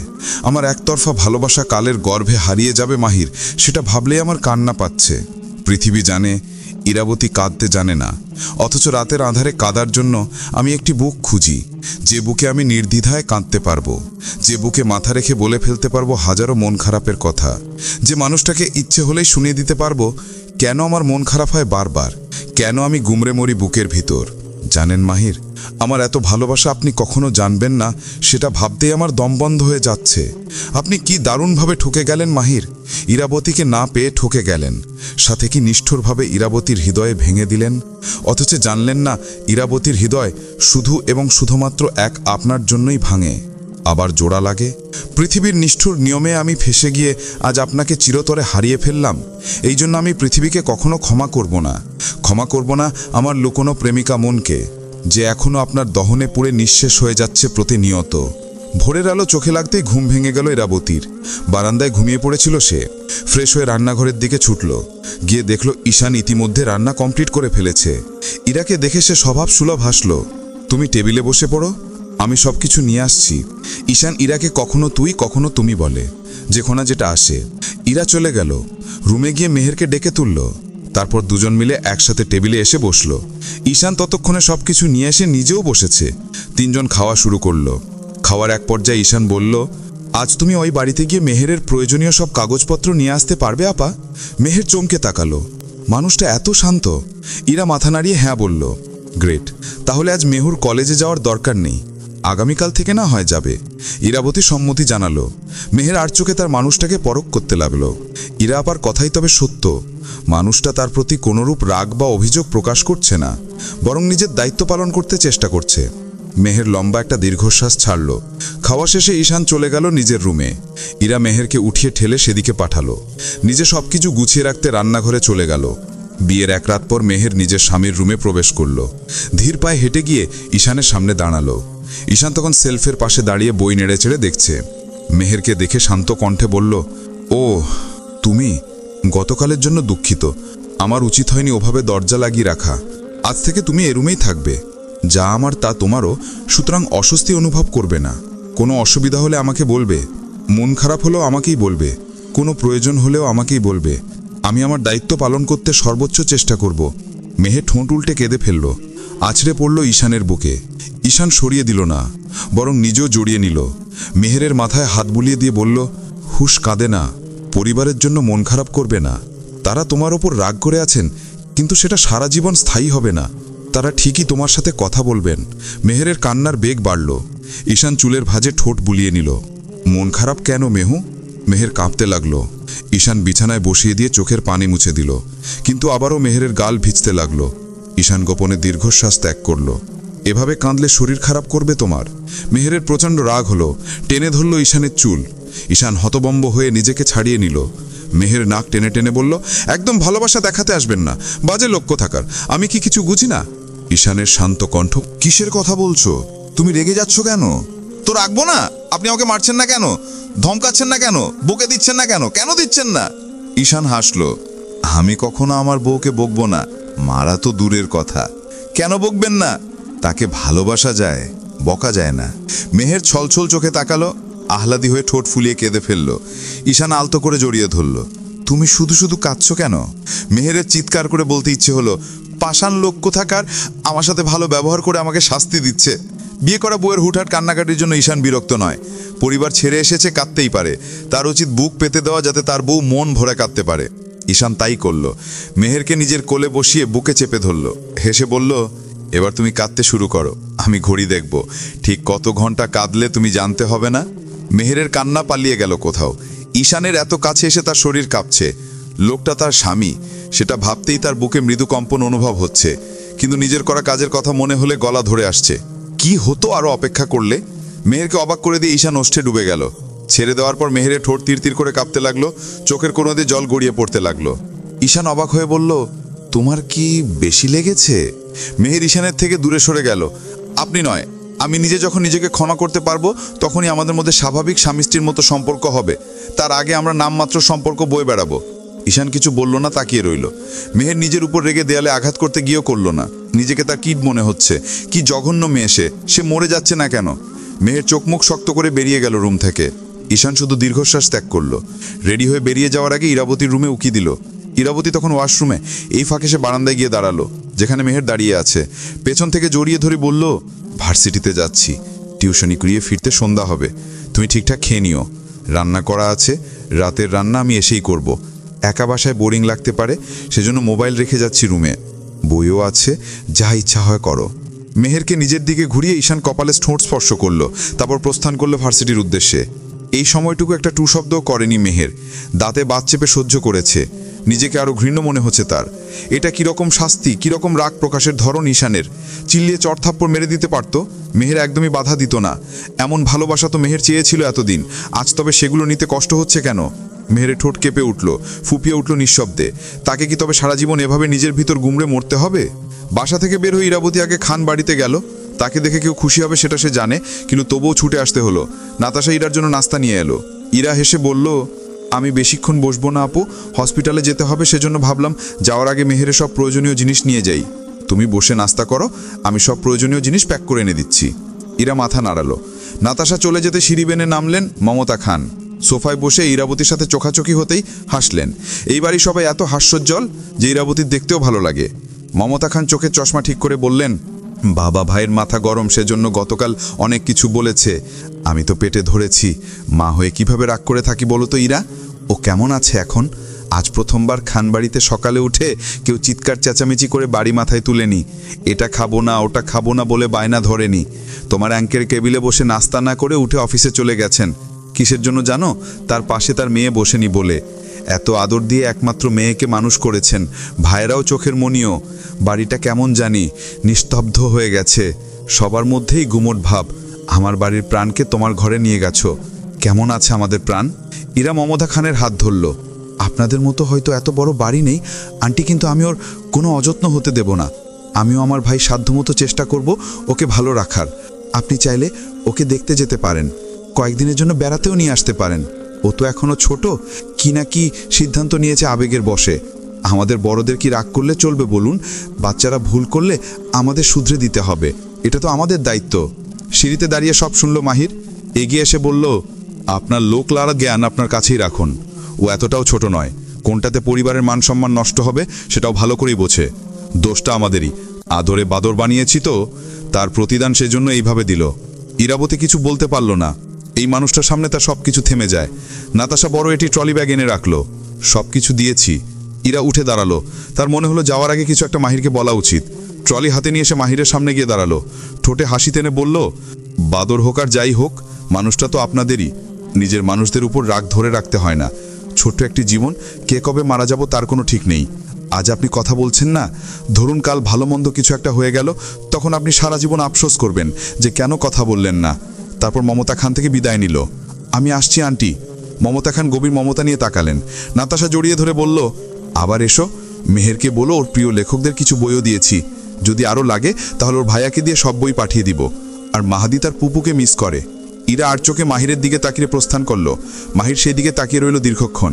সময়ের সাথে সাথে সবকিছু পরিবর্তন হয়, রাগও কমে যেতে থাকে। ঠিকঠাক 1 মাসও অতিক্রম হয়নি। খানবাড়ির সকলে এক শুক্রবারে এসে উপস্থিত ইরাবতীর ফ্ল্যাটে। ইরাবতী যথাসাধ্য আপ্যায়ন করল তাদের। যতই হোক তার ভাইয়ের শ্বশুরবাড়ির লোকজন। ইরাবতীর মা বাবা সব জেনে কিছু বলেননি, তবে কষ্ট পেয়েছেন। একমাত্র ছেলে তাদের না জানিয়ে বিয়ে করে নিল। বিষয়টা যেমন অবিশ্বাস্য তেমনই কষ্টের। তাদের বললে কি তারা বিয়ে দিতে মানা করতেন? সন্তানের সুখেই তো তাদের সুখ। তারা কয়েকদিন থেকে গ্রামে ফিরে গেছেন। এর মধ্যে মেহের তাদের মন জয় করে নিয়েছে। নিজের ছেলের ওপরও তাদের রাগ কমে গেছে। খানবাড়ির মানুষজন প্রস্তাব রেখেছিলেন মেহেরের পড়াশোনা শেষ না হওয়া পর্যন্ত তাদের বাড়িতে রাখতে, কিন্তু ঈশান স্পষ্ট করে মানা করেছে সে তার বউয়ের সব রকম দায়িত্ব পালন করতে পারবে। ইরাবতীও ভাইয়ের সাথে সহমত। তার ভাইয়ের অবর্তমানে সেও সব রকম খেয়াল রাখবে। সুতরাং খানবাড়ির কেউ আর কোনো কথা বলার সুযোগ পাননি। মেহের ও ঈশানের সম্পর্ক আগের মতোই। মেহের ইরাবতীর সাথে থাকে। ইরাবতী কিছু জিজ্ঞেস করেনি। সে দুজনকে সময় দিচ্ছে। একদিন সব ঠিক হয়ে যাবে এই আশায়। সময় যথা নিয়মে চলে যাচ্ছে। একদিন রাতে বাসায় ফিরে যখন খাবার টেবিলে সবাই খাবার খাচ্ছে, তখন মেহেরের একটি কথা শুনে ইরাবতীর খাওয়া থেমে যায়। সে বিস্ময় নিয়ে জিজ্ঞেস করল, কি বললে মেহের? মেহের ভাত চিবাতে চিবাতে বলল, ভাইয়ার জন্য পাত্রী দেখা শেষ। ইরাবতীর হৃৎপিণ্ড বরাবর যেন কেউ ছুরি চালিয়ে দিয়েছে। চোখে অশ্রু টলমল করছে। মেহের পুনরায় বলল, পাত্রী কে জানি না, ভাইয়াকে আমি মেসেজ করেছিলাম। সে নাকি নিজেও পাত্রী দেখেনি। মা ও ভাবি পছন্দ করেছে, কারণ তার নিজের কোনো পছন্দ নেই। ইরাবতী অনেক কষ্টে উচ্চারণ করল, ওহ, তুমি ঠিক আছো? ঈশানের কথায় ইরাবতী অনেক কষ্টে হাসল। কি হবে আমার? ঠিক আছি আমি। তোরা বরং খেয়ে নে, আমি উঠছি। তুমি তো কিছুই খেলে না আপু। আমার খেতে ইচ্ছে করছে না মেহের। যদি খিদে পায় তো পরে খেয়ে নিব না হয়। মেহের ও ঈশান একে অপরের দিকে তাকালো। দুজনের কেউই কিছু বুঝতে পারছে না হঠাৎ করে কি হলো ইরাবতীর। গভীর রাত। ঘুমের মধ্যে কারো মৃদু কান্নার শব্দ শুনতেই ঘুম ছুটে গেল মেহেরের। উঠে বসে দেখল পাশে ইরা নেই। কান্নার শব্দটা বারান্দা থেকে আসছে। সে ধীর পায়ে হেঁটে বারান্দায় গিয়ে লাইট অন করে দিল। ইরাবতী চমকে চোখমুখ মুছতে শুরু করলো। মেহের অবাক হয়ে বলল, তুমি কাঁদছিলে আপু? ইরা কোনো উত্তর দিল না। মেহের দু কাঁধে হাত রেখে নিজের দিকে ঘোরালো। তোমার কি হয়েছে আপু? ছোট বোন মনে করে বলতে পারো আমায়। ইরাবতী চমৎকার করে হাসল। তেমন কিছু না মেহের, মাথা ব্যথা করছিল। আমার জন্য তোমার ঘুমটা ভেঙে গেছে নিশ্চয়ই। যাও গিয়ে ঘুমিয়ে পড়ো। তুমি হয়তো জানো না আমি এরকম রাত জেগে অভ্যস্ত। মেহের পুনরায় অনুরোধ করল, বলো না আপু। ইরাবতী চমৎকার করে হাসল। কিছু জিনিস থাকে যা কাউকে বলা যায় না, নিজের মধ্যে গোপন করে রাখতে হয় সারা জীবন। ইরাবতীর হাসিটা মেহেরের কাছে বড্ড কষ্টের মনে হলো। কষ্ট চেপে মানুষ যে হাসিটা হাসে, ঠিক তেমনই হাসি সেটা। ইরাবতীর কথাটা শুনে সে শতভাগ নিশ্চিত মারাত্মক কোনো কষ্ট বয়ে বেড়াচ্ছে ইরা। মেহের বারান্দা থেকে প্রস্থান করার আগে বলল, তুমিও এসো, ঘুমাবে। পরদিন সকালবেলা যখন ইরাবতী হসপিটালের উদ্দেশ্যে বেরিয়ে যাবে, তখন আচমকা কলিং বেল বেজে উঠল। সে নিজেই দরজা খুলে দিল। মাহতাব দাঁড়িয়ে আছে। ইরাবতী হেসে ভেতরে আসতে বলল। কিছু নাস্তা নিয়ে এসে রাখল মাহতাবের সামনে। মাহতাব ভোজন রসিক। সে খেতে খেতে বলল, দাওয়াত দিতে এসেছি, মাহিরের এনগেজমেন্ট ডেট ফিক্স হয়ে গেছে। ইরাবতীর মাথা ভু ভু করে ঘুরতে লাগলো। সে সোফার হাতল ধরে বসে পড়ল। মাহতাব উত্তেজিত হয়ে বলল, are you okay Ira? Ira হাসতে চেষ্টা করল। আমি ঠিক আছি ভাইয়া, মনে হয় প্রেশার লো হয়ে গেছে। আপনি খান না, আমি ঠিক আছে। মেহের ও ঈশান বাসায় নেই, দুজন কলেজ ও ভার্সিটিতে। মাহতাব অবাক হয়ে ইরাকে দেখল। সে সহজ সরল মানুষ, সেজন্য সরল মুখে বলে ফেলল, মাহিরের এনগেজমেন্টের কথা শুনে তুমি হঠাৎ অসুস্থ কেন হলে ইরা? ইরা চমকে গেল, কিন্তু মুখশ্রীতে তার বিন্দুমাত্র চাপ পড়তে দিল না। বলল, আরে কি বলেন ভাইয়া, আমার ভাইয়ের বউয়ের ভাইয়ের এনগেজমেন্ট, আমি তো খুশি হয়েছি। অনেক দিন দাওয়াত খাই না, হসপিটাল হতে বাড়ি, বাড়ি হতে হসপিটাল ছুটতে ছুটতে সময় পাই না। তবে এবার অবশ্যই সময় বের করে যাব, আমাদের আত্মীয়দের কারো শুভ দিন বলে কথা। মাহতাবের মনে হলো, মানুষ যখন কিছু লুকাতে চায় তখন বেশি কথা বলে, ঠিক যেমন ইরাবতী বলছে। কিন্তু কি লুকাতে চাইছে ইরা? ইরা ফের তাড়া দিল, আপনি কিছু খাচ্ছেন না কেন ভাইয়া? মাহতাব উঠে দাঁড়ালো। আগামীকাল সন্ধ্যায় এনগেজমেন্ট, আসলে মাহিরের সময় নেই, বোঝই তো, বিজি পারসন সে। এই সপ্তাহের মধ্যেই বিয়ের অনুষ্ঠান করে ফেলতে হবে, তারপর সে আর সময় পাবে না, কারণ তার দেশের বাইরে খেলতে যেতে হবে। যদি পারো তো মেহেরকে নিয়ে আজই চলে এসো। আমি আগামীকাল যাব ভাইয়া, তবে আপনাকে কথা দিচ্ছি মেহের ও ঈশানকে আমি আজই পাঠিয়ে দেব, আপনি চিন্তা করবেন না। আন্টি আঙ্কেলকে ফোন করে বলে দিয়েছি, তারা আসবেন বলেছেন। ইরা হাসল, তাহলে তো হলোই, আমি যদি হসপিটালের শিডিউল চেঞ্জ করে আসতে পারি তো যাব। মাহতাব রেগে বলল, কি এক ডিউটি তোমার ইরা, তুমি যদি না আসো না তবে আমি মারাত্মক রাগ করব তোমার উপর। সবসময় কি আর ছুটি নেবে নাকি তুমি? কয়েকটা দিনের জন্য ছুটি তো নিতেই পারো তুমি। আচ্ছা আচ্ছা নিব, আপনি তবুও রেগে যাবেন না বেয়ান সাহেব। মাহতাব হেসে প্রস্থান করল। ইরা চোখের চশমা খুলে তা পরিষ্কার করল, তারপর টিস্যু দিয়ে চোখ মুছে আবারও তা চোখে পরে নিল। জীবন বড়ই নিষ্ঠুর, জীবন তাকে 1 ইঞ্চিও কষ্ট দিতে ছাড় দিবে না। জীবন কেন সবসময় তাকে কষ্ট দেয়? ইরাবতীর জন্ম হয়েছে কি শুধু কষ্ট পাওয়ার জন্য? পৃথিবীতে ইন্ট্রোভার্ট মানুষদের কেউ বুঝে না কেন? কেন কেউ ভাবে না তাদেরও মন আছে, তাদেরও কারো বোঝা উচিত, তাদেরও কারো ভালোবাসা উচিত? কেন আপনি বুঝলেন না মাহির? ইরাবতীর মনের কথা কেন আপনি বুঝলেন না? ইরাবতী দুর্বল পায়ে হেঁটে নিজের রুমে গিয়ে শুয়ে পড়ল। ফোন করে শিডিউল চেঞ্জ করে রাতে নিয়ে নিল। তার চোখ দিয়ে নোনা জল গড়িয়ে পড়ছে। সে অস্ফুট স্বরে বলল, আমার শুরু করা সেই অন্যরকম উপন্যাসটা আর শেষ করা হবে না মাহির, সেটা অসমাপ্তি পড়ে থাকবে হয়তো। আমি গত বইমেলায় অন্য বই বের করেছি, এই উপন্যাসটা আপনিই না অসম্পূর্ণ থাকবে মাহির, সাথে অসম্পূর্ণ থাকবে লেখিকা ইরাবতী আমিন। সন্ধ্যায় মেহের ও ঈশানকে খান বাড়িতে পাঠিয়ে দিল ইরা। তারপর রাতের আধারে বিষণ্ণ মনে চলে গেল হসপিটালে। রোগীদের সেবা করলে যদি একটু কষ্ট কমে, রোগীদের সুখ দুঃখের কথা শুনলে যদি একটু শান্তি অনুভব করা যায় তো মন্দ কি? সে তো চলতে পারছে, খেতে পারছে, সবচেয়ে বড় কথা সে সুস্থ আছে। হসপিটালের কত মানুষ বেঁচে থাকতে যুদ্ধ করে, তাদের কষ্টের কাছে ইরাবতীর একতরফা এই দুঃখ খুবই সামান্য। ইরাবতী কোথায় যেন বলেছিল, মৃত মানুষের চেয়ে জীবিত মানুষকে হারিয়ে ফেলাটা বড্ড কষ্টের। আলোকসজ্জায় সজ্জিত খানবাড়ি, মাহিরের এনগেজমেন্ট পার্টিটা খানবাড়িতে হবে। কনে পক্ষ ইতিমধ্যে চলে এসেছেন, শুধু কনের আশাই বাকি। সে মূলত পার্লার থেকে সরাসরি এদিকে আসবে। কালো স্যুটে মাহিরকে প্রিন্সের থেকে কম লাগছে না। সে ঠোঁটে হাসি ফুটিয়ে সবার সাথে কথা বলছে। এক কোণে দাঁড়িয়ে আছে মেহের ও নাতাশা। ঈশানের কাঁধে হাত রেখে মেহেরের বাবা তাহসিন খান পরিচয় করিয়ে দিচ্ছেন রিলেটিভদের সাথে। মেহের বারবার মুঠোফোন চেপে ইরাকে ফোন করছে, কিন্তু রিসিভ করছে না ইরা। 15 বারের সময় রিসিভ হলো কল। মেহের চিন্তিত স্বরে বলল, তুমি কোথায় আছো আপু? ফোন ধরছিলে না কেন? জানো কত চিন্তা হচ্ছিল আমার। ইরা ওপাশ থেকে হাসলো, আমি ওটিতে ছিলাম মেহের। তুমি তুমি এখনো হসপিটালে? কখন আসবে? আব্বা আম্মা কোথায়? আব্বা রুমে রেস্ট নিচ্ছেন, আম্মা মায়ের সাথে কোথাও আছেন। ঠিক আছে, আমি আসছি। হসপিটাল থেকে বাড়ি এসে ইরাবতী ফ্রেশ হয়ে নিল। আজ সে সাজবে, যেরকম সাজ সে আজ পর্যন্ত সাজেনি। ইরাবতী খয়েরি রঙের সিল্কের শাড়ি শরীরে জড়িয়ে নিল, কানে ভারী ঝুমকো, চুলগুলো খোপা করে তাতে কিনে নিয়ে আসা তাজা 4টে লাল গোলাপ গেঁথে নিল। পায়ের নিচু জুতোটি খুলে হাই হিল পরল। ঠোঁটে গাঢ় খয়েরি লিপস্টিক, মুখশ্রীতে ফাউন্ডেশন করা, গাল গাঢ় গোলাপি যেন দুটো টমেটো, চোখে লাল জরির আইশ্যাডো, পাপড়িতে যোগ হয়েছে এক্সট্রা পাপড়ি, মাস্কারা দিয়ে যা গাঢ় কালো করা হয়েছে। ইরাবতী নিজেকে পূর্ণরূপে আয়নায় দেখে নিল। তাকে অপসরার থেকেও কম লাগছে না। গলায় একটি চিকন প্যান্ডেন্ট পরে নিল সে, হাতে কারুকাজ করা খয়েরি রঙের চুড়ি। ইরাবতী নাকে সিম্পল একটি নোলক পরে নিল। নখে শোভা পাচ্ছে খয়েরি রঙের নেল পলিশ। সিম্পল একটি সাইড ব্যাগ কাঁধে রাখল সে, যার ফিতা গড়িয়ে ব্যাগটা স্থান করে নিয়েছে পেটের কাছে। ব্যাগটা খুবই ছোট, শিরা সেটাতে শুধু টাকা নিয়েছে। স্মার্টফোন হাতে নিয়ে বিছানায় পড়ে থাকা গিফট বক্সটি হাতে তুলে নিল সে। তারপর বেরিয়ে গেল কাঙ্ক্ষিত স্থানের উদ্দেশ্যে। খানবাড়িতে তুমুল হইচই, বক্সে গান বাজছে, তার তালে তালে নাচছে মাহিরের বন্ধুরা। নাবিদ ও নিবিড় নিজেদের বউকেও নিয়ে এসেছে। শাওন ও সৈকতের সাথে কথা বলছে মাহির। তখনই খানবাড়ির প্রবেশ দরজা দিয়ে প্রবেশ করল শাড়ি পরিহিতা এক অপ্সরা। শাওন ও সৈকত হা করে সেদিকে তাকিয়ে আছে। মাহের কথা বলতে বলতে দুজনের দৃষ্টি যেদিকে সেদিকে সরাসরি কৌতূহল নিয়ে তাকালো। সৈকত শাওনের দিকে হেলে পড়ার ভান করে বলল, হায় বুকে ব্যথা করছিল দোস্ত, নার্সিং বেরিয়ে এত সুন্দর কেন, আমার ধর মামা। শাওন সৈকতকে সোজা করে দাঁড় করালো, চোখের চশমা ঠেলে ইরাকে দেখে নিল, যার দিকে পার্টির সবার দৃষ্টি স্থির। ইরা সবার চাহনি উপেক্ষা করে মাহিরের সামনে এসে দাঁড়ালো, হাতের গিফট বক্সটি সামনে তুলে ধরল। আমার তরফ থেকে সামান্যতম উপহার মিস্টার ক্রিকেটার। মাহির চোখের পলক না ফেলে তা হাতে তুলে নিল। গিফট বক্স রেখে ইরার দিকে তাকালো, আবার বলল, আপনাকে আজ সব থেকে অন্যরকম লাগছে, নতুন রূপে আপনাকে অপসরা লাগছে ইরাবতী। তাই? আপনাকে সত্যি অনেক প্রিটি লাগছে। যদি বিশ্বাস না হয় তো চারিদিকে তাকিয়ে দেখুন, সবাই কেমন মুগ্ধ দৃষ্টিতে দেখছে আপনাকে। আপনিও? মাহির থমথমে কণ্ঠে বলল, হ্যাঁ আমিও।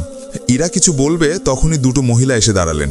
একজন ইরার থুতনি ধরে মুখ উঁচু করে বললেন, মাশাআল্লাহ, আমি আমার ছেলের বউ পেয়ে গেছি, এই মেয়েটাকেই আমার ছেলের বউ বানাবো। কি নাম মা তোমার? ইরাবতী আমিন। সুন্দর নাম মা, তুমি কি আমার ছেলের বউ হবে? আপনার ছেলে? আরে আমার ছেলে শাওন, মাহিরের বন্ধু। এই শাওন এদিকে আয় তো। শাওন অবাক দৃষ্টিতে তাকিয়ে আছে। সৈকত শাওনকে ঠেলে পাঠালো। মহিলা শাওনকে দেখিয়ে বললেন, এটা আমার ছেলে শাওন, পেশায় ডাক্তার। ইরা ঠোঁটে হাসি টেনে বলল, আমি তো বিয়ে নিয়ে এখনো কিছু ভাবিনি, তবে আশা করছি আপনার ছেলের জন্য মনমতো বউ পেয়ে যাবেন শিগগিরই। মহিলাটিকে আর কিছু বলার সুযোগ না দিয়ে ইরা প্রস্থান করলো। শাওন অবাক স্বরে বলল, তুমি এতক্ষণ এসব কি বললে মা? মহিলা মুখ ঝামটা মারলেন, কি আর বলবো, হাদারাম কথাকার, এখনো পর্যন্ত একটা প্রেম করতে পারলি না? মেয়েটাকে পটানোর চেষ্টা তো করতে পারিস, কত সুন্দর মেয়ে। শাওন রেগে তাকালো, বলল, পৃথিবীতে কি আর কোনো মেয়ে নেই? আমার যখন বিয়ে করতে ইচ্ছে হবে আমি বলবো, তখন কানা লেংরা যাকে পারো তাকে ধরে নিয়ে এসো, আমি চোখ বুজে বিয়ে করে নিব। শাওন অন্যদিকে চলে গেল। মাহির নীরব দর্শক হয়ে এতক্ষণ সব দেখে গেল। তার চোখ ঘুরে ফিরে ইরাকে দেখছে। ইরার হাসি, মেহেরের সাথে হেসে হেসে কথা বলা, মাহাদিকে কোলে নিয়ে কিছু বলছে, যার কারণে মাহাদি হাসছে। মাহির সেদিকে তাকিয়ে থাকতে থাকতে নিজেও হেসে ফেলল। তারপর এলো মাহেন্দ্রক্ষণ। সব লাইট বন্ধ হয়ে গেল। চারিদিকে ঘুটঘুটে অন্ধকার। খানবাড়ির প্রবেশ দরজা দিয়ে প্রবেশ করল সাদা গাউন পরা একজন রমণী, যার উপর লাইটের আলো পড়েছে। সবাই কৌতূহল হয়ে তাকে দেখছে। বাবার হাত ধরে খানবাড়িতে এসেছে সে, যার সাথে মাহিরের এনগেজমেন্ট হবে কিছু মুহূর্ত পর। মাহির প্রথমবার তাকে দেখল। মেয়েটিকে নিঃসন্দেহে সুন্দরী বলা যায়, কিন্তু মাহিরের কোনো আকর্ষণ এলো না। কেন এলো না সে জানে না। ঘুটঘুটে অন্ধকারেও তার চোখ বারবার চলে যাচ্ছে কর্নারের দিকে, যেখানে দাঁড়িয়ে আছে রক্তজবা ফুলের মতো একজন রমণী। মেয়েটির নাম অর্ষা, একজন বিজনেসম্যানের মেয়ে সে। মেয়েটিকে এনে দাঁড় করানো হলো মাহিরের পাশে। মাহির ইতস্তত করতে লাগলো। মাকে বলে উপরের দিকে হাঁটা ধরল। দূরে দাঁড়িয়ে ইরা তা দেখল। সুযোগ বুঝে সেও সিঁড়ি দিয়ে উপরে চলে গেল। এটাই তার জীবনের প্রথম এবং শেষ সুযোগ। ওয়াশরুম থেকে বের হলো মাহির। টেবিল থেকে টিস্যু নিয়ে মুখ মুছছিল সে। তখনই দরজা দিয়ে প্রবেশ করে ইরা। মৃদু শব্দে দরজা বন্ধ করে দেয় সে। মাহিরের নজর ইরার দিকে। ইরা এগিয়ে এসে দাঁড়ালো। মাহির প্রশ্ন ছুড়ল, আপনি এখানে কেন? ইরাবতী উত্তর দিল না।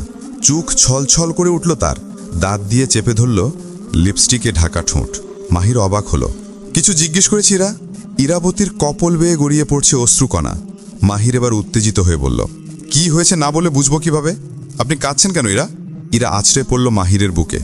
মাহির ভারসাম্য রাখতে না পেরে দু পা পিছিয়ে গেল। ইরা ফুপিয়ে কেঁদে উঠল। মাহির আশ্চর্য হয়ে ইরাকে নিজে থেকে সরাতে গিয়েও সরালো না। মাথায় হাত রেখে বলল, আপনি কাঁদছেন যে ইরা? কোথায় কষ্ট হচ্ছে আপনার? ইরা এবার মাথা তুলল। মাহিদের চোখের দিকে তাকিয়ে তাচ্ছিল্য হেসে বলল, কি হবে বলে? আপনি পারবেন সেটা কমিয়ে দিতে? পারবেন মাহির? বলে দেখুন, চেষ্টা করতে পারি। ইরা চোখে অশ্রু নিয়ে হাসল। মেয়েটা সবসময় হাসে। আমি আপনাকে কবে, কিভাবে, কি করে আমি ঠিক বুঝে বলতে পারবো না মাহির। আপনি প্লিজ অন্য কাউকে নিজে করে নেবেন না, আমার খুব কষ্ট হয়। মাহিরের চোখ দুটো বড় বড় হয়ে গেল। ইরা মাহিরের গালে হাত রাখল। আমি আপনাকে চাই মাহির, দিবেন আপনাকে? মাহির নিশ্চুপ। ইরাবতী আবার বলল, আপনার বুকে মাথা রাখার একমাত্র অধিকার আমার মাহির। সেখানে না কিনা অন্য কেউ মাথা রেখে ঘুমাবে। এটা কিভাবে সম্ভব মাহির? আপনি কিভাবে পারলেন অন্য কারোর সাথে এঙ্গেজমেন্টে রাজি হয়ে যেতে? বুক কাঁপেনি? ইরাবতী উত্তেজিত হয়ে এবার মাহিরের কলার চেপে ধরেছে। মাহির বিস্মিত, সাথে ক্রুদ্ধ। ইরাবতী অনুনয় সুরে বলল, কি হতো, কি হতো একটু ভালোবাসলে আমাকে? মাহির শক্ত কণ্ঠে বলল, কলার ছাড়ুন ইরা। ইরাও নিজেও প্রচণ্ড ক্রুদ্ধ। সে দ্বিগুণ জোরে কলার চেপে ধরল। মাহির রাগে ইরার গালে ঠাস করে চর দিয়ে বসল। ইরা গালে হাত দিয়ে ছলছল চোখে তাকাতেই মাহির ছড়ল কথার আঘাত। আপনার মতো নির্লজ্জ বেহা মেয়েদের আমি দু চোখে দেখতে পারি না ইরা। আমি আপনাকে অন্যরকম ভেবেছিলাম, কিন্তু আপনি ওইসব মেয়েদের মতো। আমার আপনাকে দেখে ঘেন্না লাগছে। ছি! ইরা এই বিধ্বস্ত রূপেও ঠোঁটে হাসি টেনে বলল, আপনি 30 বছরে পা রাখলেন মাহির, কিন্তু আমাকে ঘরে তুললেন না। মাহির চমকে গেল। তাহলে সেই মেসেজটা তবে আপনি করেছিলেন? ইরা একটু একটু করে পিছিয়ে যেতে লাগলো। একসময় দরজা পেরিয়ে ছুটল দিক বিদিক ভুলে। মাহির আজ এই মুহূর্তে প্রচণ্ড ক্লান্তি অনুভব করল। নিজেকে টেনে নিয়ে নিচে নামল। সবার চিন্তিত মুখ দেখে তার ভ্রু কুঁচকে গেল। তখনই সদর দরজা দিয়ে প্রবেশ করল ঈশান। হাঁপাতে হাঁপাতে মেহেরের সামনে এসে বলল, পাইনি, হঠাৎ কোথায় উধাও হয়ে গেল বুঝতে পারছি না। মাহির অবাক স্বরে প্রশ্ন ছুড়ল, কাকে নিয়ে কথা হচ্ছে? মমতা খান চিন্তিত স্বরে বললেন, ইরা কিরকম দূরে বের হয়ে গেল বাবা? কাজ ছিল, তোমার আন্টি আঙ্কেল উপরে রেস্ট নিচ্ছেন। মেয়েটার ভালো মন্দ কিছু হলো কিনা বুঝতে পারছি না। মাহির চমকে গেল। মেহের ফুপিয়ে উঠল, আপুকে ফোনেও পাচ্ছি না ভাইয়া, আপুর কিছু একটা হয়েছে। ঈশান অবাক হয়ে বলল, মানে? আমি আপুকে মাঝরাতে বারান্দায় কাঁদছে দেখেছি। উনি সম্ভবত কিছু নিয়ে ডিপ্রেশনে থাকেন। আমি অনেকবার জিজ্ঞেস করেছি, উনি এড়িয়ে গেছেন। ঈশান মৃদু চিৎকার করল, তুমি আমাকে তো কখনো বলনি? আমার আপাটা চাপা স্বভাবের প্রচণ্ড। কোনো কিছু নিয়ে টেনশনে থাকলে নিজ থেকে কখনোই বলবে না কাউকে। এবার তো আমার মারাত্মক চিন্তা হচ্ছে। নিশ্চয়ই কিছু একটা হয়েছে যা আমাদের অজানা। ঈশান ফোন বের করে একের পর এক কল করতে লাগলো ইরাকে। ততক্ষণে উপর থেকে নেমে এসেছেন ইরার মা বাবা। মেয়ের অবস্থা শুনে তারাও চিন্তিত হলেন। ঈশান বের হয়ে যেতে যেতে বলল, আমি বাসা যাচ্ছি, দেখি আপা ওখানে গেছে কিনা। মেহের দৌড়ে এসে বলল, আমিও যাব। কিন্তু তোমার ভাইয়ের এনগেজমেন্ট হবে, তুমি কিভাবে? কথা বললেন তাহসিন খান, এনগেজমেন্ট কিছু ঘন্টার জন্য স্থগিত থাক। তুমি একা নও, আমরাও ইরাকে খুঁজব। ঈশান মেহেরকে নিয়ে বেরিয়ে গেল। মাদিকে কোলে করে এগিয়ে এসে বলল, গতকালও ইরাকে একটু অসুস্থ মনে হচ্ছিল। আমি জিজ্ঞেস করাতে এড়িয়ে গেল। আমি নিশ্চিত বাবা কিছু তো একটা হয়েছেই। গাড়ি বের করো, আমরাও যাব ইরার ফ্ল্যাটে। মাহির, তুমি ইরার হসপিটালে গিয়ে খোঁজ নাও একটু। তাহসিন খান ও মাহতাব বেরিয়ে গেলেন। ইরার বাবা রুহুল আমিন বের হয়ে গেলেন মেয়েকে খুঁজতে। মাহির মুখে মাস্ক পরে গাড়ি নিয়ে বের হলো হসপিটালের উদ্দেশ্যে। হসপিটালের কোথাও ইরাবতী নেই। মাহির ঈশানকে ফোন করলো। ঈশান বাচ্চাদের মতো করে ফুপিয়ে উঠে বলল, আপনি একটু আমাদের বাসায় আসবেন মাহির ভাই? আসছি। ফোন রেখে দিল। গাড়ি ঘুরিয়ে যখন ইরাবতীর ফ্ল্যাটের ভবনটির সামনে পৌঁছালো তখন আকাশ থেকে ঝিরিঝিরি বর্ষণ নেমে গেছে। সে গাড়ি পার্ক করে দ্রুত গতিতে ইরার ফ্ল্যাটে এসে পৌঁছালো। দরজা খোলাই ছিল। ঈশান ও মেহের কেমন স্তব্ধ হয়ে বসে আছে সোফাতে। মাহিরকে দেখে মেহের মুখে হাত দিয়ে ফুপিয়ে উঠল। মাহির বিচলিত কণ্ঠে বলল, ভাইয়া, বাবা, আঙ্কেল কোথায়? ঈশানের থমথমে কণ্ঠস্বর, উনারা বাইরে খুঁজতে গেছেন, রাত হয়ে গেছে। কে জানে কোথায় আছে আমার বোনটা? মেহের ঠোঁট উল্টে কেঁদে বলল, তোমাকে কিছু দেখানোর ছিল ভাইয়া। মাহিরের ভ্রু কুঁচকে গেল। কি? ঈশান উঠে ইরার ঘরের দিকে যেতে যেতে বলল, এই রুমে আসুন একটু। মাহির মেহেরের দিকে তাকালো, তারপর ঈশানের পেছনে গেল। মেহেরও গেল পিছু পিছু।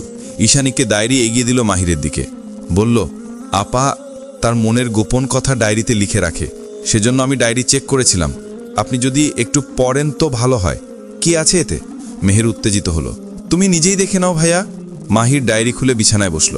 চোখের সামনে ভেসে উঠল গুটি গুটি অক্ষরে লেখা তারিখটা, 10 মে 2020। আজ আমি অদ্ভুত কিছু একটা লিখতে চলেছি, যা নিয়ে কখনো লেখা হয়নি। একজন ব্যক্তি নিয়ে লিখব।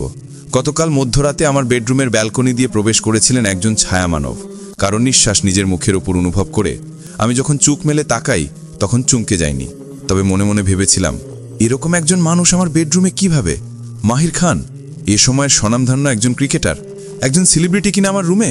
তাকে জিজ্ঞেস করে জানতে পারলাম তিনি নিপদে পড়ে ব্যালকনি দিয়ে প্রবেশ করেছেন। আমি তাকে যথাসম্ভব আপ্যায়ন করলাম। তিনি যথারীতি কালো টয়টো গাড়িতে করে সকালের নাস্তা করে চলে গেলেন। আমি ভেবেছিলাম বাঁচা গেল, হসপিটালে লেট হয়ে যাচ্ছে। কিন্তু আমি ভাবতে পারিনি আমি বাঁচিনি, বরং মাহির খান নামক পুরুষের মধ্যে হারিয়ে ফেলেছি নিজেকে। এমন অসম্ভব কিছু আমি কখনোই চাইনি। ধরাছোঁয়ার বাইরে যে তাকে কেন আমার ভালোবাসতে হলো? 20 জুন 2021, আজ জন্মদিন ইরাবতী আমিন নামক মেয়েটির। বাইরে ঝিরিঝিরি বর্ষণ হচ্ছে। বর্ষণ আমার অনেক প্রিয়, কারণ এমনই একটি বর্ষণের রাতে সেই শুদ্ধতম পুরুষটির আগমন ঘটেছিল আমারই গৃহে। আমি জানি সে অস্ট্রেলিয়ার মাঠে ছক্কা মারতে ব্যস্ত, কিন্তু তিনি কি জানেন, দীর্ঘ 1 বছর ধরে বর্ষণের মতো কেউ একজন তাকে ভেবে ভালোবাসা নামক বর্ষণ হয়ে ঝরে। এই মেঘলা দিনে একটা ঘরে থাকে না তো মন, কাছে যাব কবে পাবো ওগো তোমার নিমন্ত্রণ। আপনাকে মেঘবালিকার গৃহে নিমন্ত্রণ জানালাম মাহির। আপনি আসুন, শিগগির আসুন আমার আপনি হয়ে। আপনি শুধুই আমার মাহির, শুধুই ইরাবতীর। 23 অক্টোবর 2021, প্রায় 1.5 বছর পর আপনাকে দেখলাম। হসপিটালের সামনে যখন কালো টয়টো গাড়িটা এসে থামলো, তখন আমি থমকে গেলাম। আপনি আসার সাথে সাথে বর্ষণও নিয়ে আসলেন। আপনি আগের থেকে আরও হ্যান্ডসাম হয়ে গেছেন দেখি মশাই। আপনি যেদিন আসেন সেদিন বর্ষণ নামে কেন বলুন তো? 30 নভেম্বর 2021, আপনার পরিবারের সাথে ভাব জমিয়ে নিয়েছি জানেন।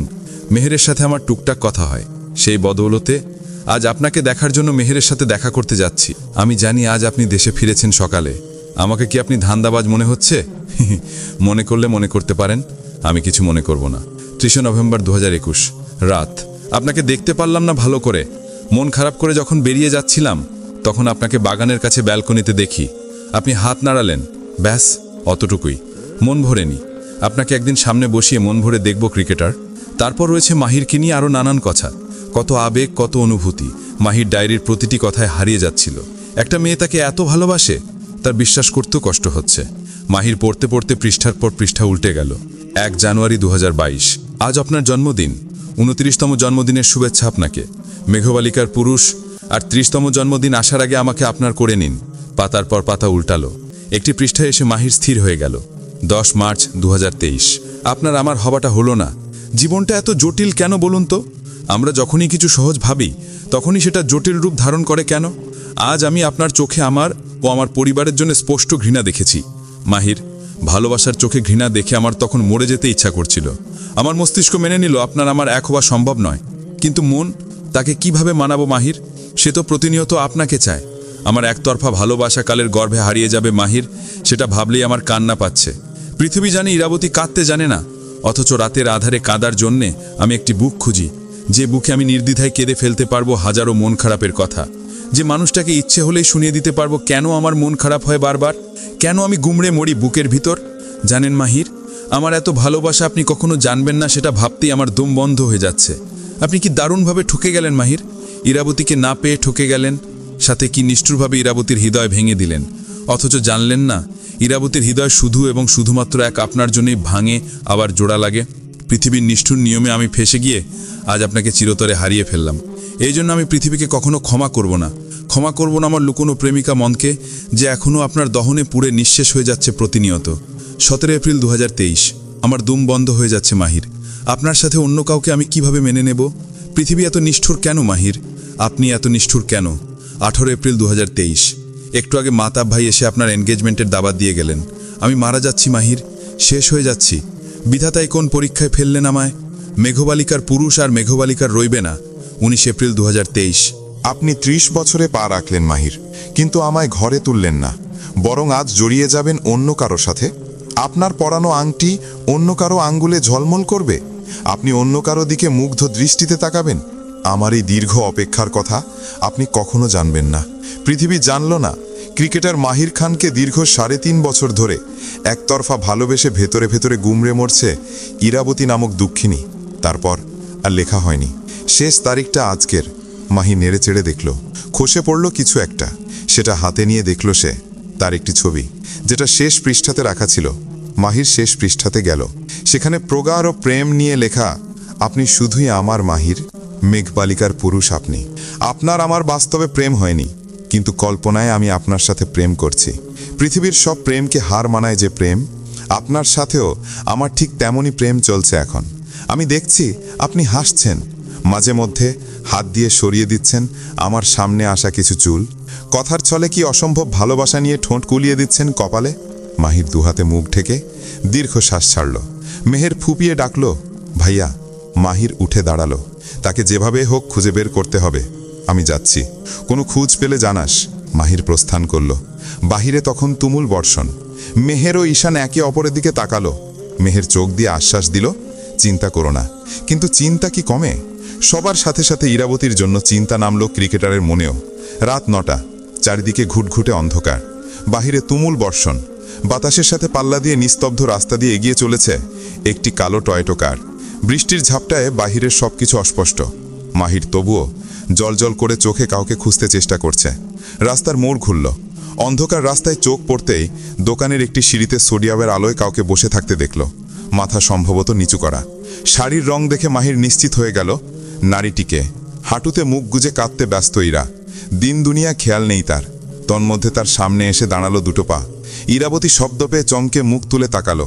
সোডিয়ামের আলোয় ব্যক্তিটির মুখ হলুদ বর্ণ ধারণ করেছে, কিন্তু তাকে চিনতে একটু অসুবিধে হলো না ইরার। ইরা কান্না ভুলে ফ্যাল করে তাকিয়ে রইল সামনে দাঁড়ানো প্রিন্সের মতো দেখতে পুরুষটির দিকে। মাহির রাগে কাঁপছে। ইরাবতীর হাত ধরে টেনে দাঁড় করালো, নিজের সাথে চেপে ধরল শক্ত করে। মেরে ফেলবো, একদম মেরে ফেলবো। ইরা মাথা নিচু করে রেখেছে। মাহির ইরার বেঁচু করে রাখা মুখটা হাতের সাহায্যে উঁচু করল। তির করে কাঁপছে ইরার ঠোঁট, সাথে ভেজা শাড়ি লেপটে গেছে অঙ্গে। মাহির নিজেকে আটকে রাখল না, বরং ডুবে গেল ইরাবতীর তীর করে কাঁপতে থাকা ওষ্ঠে। ইরাবতী চোখ বড় বড় করে নিল। যখন ব্যাপারটা বুঝতে পারল, তখন তার হাতে কিছু নেই। আকাশ থেকে বৃষ্টিরা ছয়ে যাচ্ছে দুজনের ঠোঁটের ফাঁক ফুকুর। ইরাবতী গভীর আবেশে চোখ বন্ধ করল। বজ্রপাতের শব্দে মাহিরের হুঁশ এলো যেন। ঠোঁট ছেড়ে ইরাবতীর ঘাড়ে মুখ রেখে জোরে জোরে শ্বাস ফেলল। ডাকল, ইরা, ইরা, ইরা, আমার ইরা। ইরা ফুপিয়ে কেঁদে উঠল। মাহির আবারও ডাকল, ইরা, ইরা, ইরা, আমার ইরা। ইরা এবার শব্দ করে কাঁদছে। মাহির ইরাবতীকে তেমন অবস্থাতেই কাঁধে তুলে নিয়ে হাঁটা ধরল গাড়ির দিকে। গাড়ির ড্রাইভিং সিটে ইরাকে নিয়েই বসল। ডোর লক করে ইরাকে বুকে জড়িয়ে ধরে রাখল শক্ত করে। ইরা কাঁদতে ব্যস্ত। কাঁদুক, মাহির বাধা দিবে না। মাহির গাড়ি থেকে মোবাইল বের করে ঈশানকে মেসেজ করল, জানিয়ে দিল তারা সোজা খান বাড়িতে যাবে। ইরাকে নিজের কোট পরিয়ে দিয়ে বলল, আপনার এ রূপ যেন আমি ছাড়া আর কেউ না দেখে ইরা। মেরে ফেলবো, একদম মেরে ফেলবো। মাহির প্রায় আধা ঘন্টা মোবাইলে কাজ করল। ততক্ষণে ইরার কান্না থেমে গেছে। সে চোখ বন্ধ করে রেখেছে। মাহির সিট বেল্ট বেঁধে ইরাকে নিজের সাথে নিয়ে গাড়ি স্টার্ট করলো গন্তব্যের উদ্দেশ্যে। সাইনবোর্ডে বড় বড় অক্ষরে লেখা কাজী অফিস। সেখানেই মাহির গাড়ি থামালো। তারপর ইরাকে আবারও কাঁধে উঠিয়ে নিল। উদ্দেশ্য কি বুঝতে পেরে ইরাবতীর চোখ বড় বড় হয়ে গেল। সাদা পাঞ্জাবি পরা কাজী বড় আতঙ্ক নিয়ে বসে আছেন। তার দুপাশে দাঁড়িয়ে আছে নিবিড় নাবিদ, সৈকত ছুরি হাতে নিয়ে চেয়ারে বসে। মাহিরকে দেখে উঠে দাঁড়ালো সে। ইরার দিকে তাকিয়ে ঠোঁট চেপে হেসে বলল, সুন্দরী নার্সকে শেষমেশ পটিয়ে নিলে। বন্ধু, কোথায় আমি ভেবেছিলাম একটু আদ্রু চান্স নিব। মাহির কিছু বলল না। ইরাকে একটি চেয়ারে বসিয়ে দিল। কাজী বড় বড় চোখে মাহিরকে দেখছেন। আপনি ক্রিকেটার মাহির খান না? মাহির নাড়া হাতল। তিনি এবার বিস্ময় নিয়ে বললেন, হায় আল্লাহ, আপনি কি না এইভাবে বিয়ে করবেন? তো ভদ্রলোককে এবার খুশি হতে দেখা গেল। আমার কি সৌভাগ্য, বাংলাদেশের একজন ক্রিকেটারের বিয়ে আমি নিজে পড়াবো, তাও কিনা গোপন বিয়ে। তো গোপন বিয়ে মানে কি? কোনো গোপন বিয়ে না, সময় হলে এমনি মিডিয়াতে খবর পৌঁছে যাবে। আপনি আপনার কাজ করুন। এতক্ষণে মুখ খুলল শাওন। উকিল মা বাপ কাকে দিবে? সাক্ষীকে? নাবিদ হৈ হৈ করে উঠল। আমি উকিল বা ভাবো দোস্ত? সৈকত শব্দ করে হেসে ফেলল। মাহির নিজেও শরীর দুলিয়ে হাসছে। ইরা এদের কাণ্ড দেখে মাথা নিচু করে হাসল। কাজী সাহেব গম্ভীর মুখে বললেন, আপনি হবেন? মাহির হাসি থামিয়ে বলল, আরে না কাজী সাহেব, ও তো আমার বন্ধু। আমি ব্যবস্থা করেছি, তারা ইতিমধ্যে অর্ধেক পথ চলে এসেছেন। মনে হয় আরেকটু অপেক্ষা করুন। নাবিদ মুখ ভেঙচি কাটল। আমি থাকতে অন্য কেউ কেন? মামা, তোর বউকে দিনরাত মামা করে মুখে ফেনা তুলতাম, সেটা মানলি না। এবার দেখিস ভাবি হিসাবে কি করি। তোকে যদি জ্বলিয়ে পুড়িয়ে। নাবিদের কথা থেমে গেল। দরজায় প্রবেশ করলেন দুজন ব্যক্তি। তাদের দেখে মাহির উঠে দাঁড়ালো, সালাম দিয়ে বলল, আসুন আঙ্কেল আন্টি। দুজনকে বসতে দেওয়া হলো। কাজী চশমা টেনে টুনে বললেন, আপনারাই উকিল মা বাপ হবেন? শাওন হতবম্ব হয়ে বলল, মা তুমি? শাওনের মা মুখ ঝামটি মারলেন, সোনার টুকরো মেয়ে, বলেছিলাম পটাতে পারলে পটিয়ে নে, পারলি না। মাহির বাবা ঠিক পটিয়ে নিল, দেখলি তো? শাওনের বাবা হেসে ফেললেন। তাদের মাহির মেসেজে সব বলেছে, বাকিটা তার বন্ধুরা সামলে নিয়েছে। শাওনের মা বললেন, কোনের মাথায় কাপড় নেই কেন? মাহিরিরা শাড়ির আঁচল ধরল, কিন্তু তা ভেজা। অগতে হেসে বলল, পরের বার না হয় মাথায় কাপড় দিবে আন্টি, আজ আমিই তার মাথার কাপড় হই। শাওনের মা মুগ্ধ হলেন। শাওনকে ইশারায় বুঝালেন, শেখ, দেখে কিছু শেখ। মাহির নিজের দুহাত ইরাবতীর মাথার উপরে মেলে ধরল। কাবিন 5 লাখ দিন। কাজী বিয়ে পড়াতে শুরু করলেন। মাহিরকে কবুল বলতে বলা হলে সে ইরাবতীর নিচু মুখটার দিকে তাকালো। তার মনে হলো, এই অসম্ভব সুন্দর মনের মেয়েটিকে তার ভালোবাসা। মাহির কবুল বলল। কাজী ইরাকে কবুল বলতে বললেন। ইরা এবার নড়ে চড়ে বসল, মুখ তুলে আর চোখে মাহিরকে দেখে নিল। ফিসফিস করে বলল, ইরাবতীর দয়া নিতে পছন্দ করে না ক্রিকেটার মাহির খান আপনাকে দয়া করছে না ইরাবতী। যদি পারেন আপনি দয়া করে বিয়ে করে তাকে ঠকিয়ে যাওয়ার হাত থেকে বাঁচিয়ে নিন। ইরাবতী আমিনকে না পেলে মাহির খান ঠকে যাবে যে ম্যাডাম। ইরা 3 বার কবুল বলে ফেলল। কাজী মোনাজাত শেষ করলেন।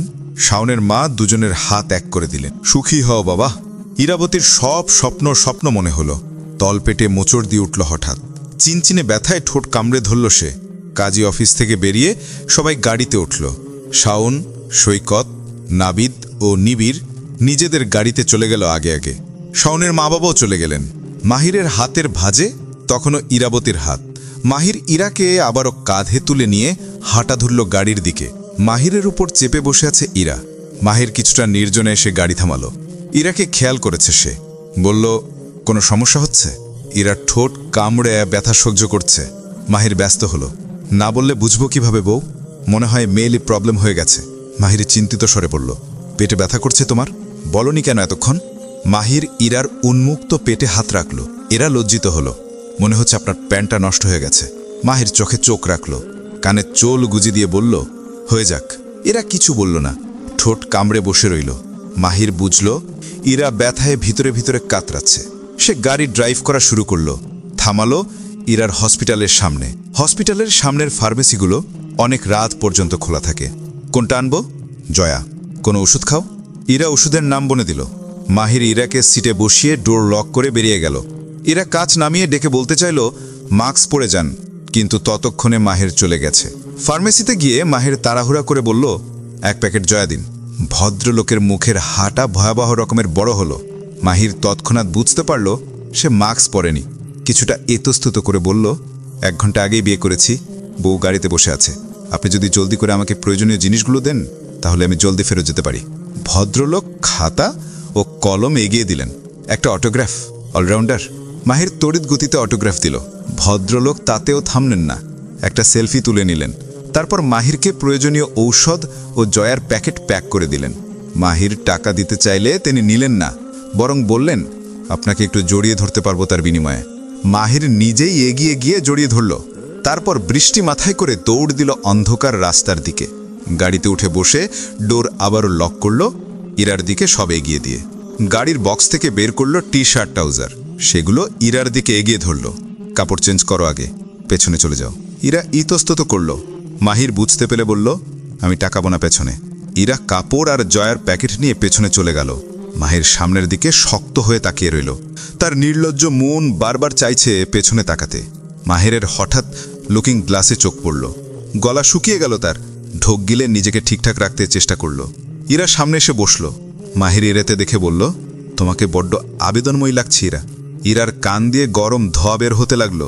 মাহির এক টানে নিজের শার্ট খুলে ফেলল।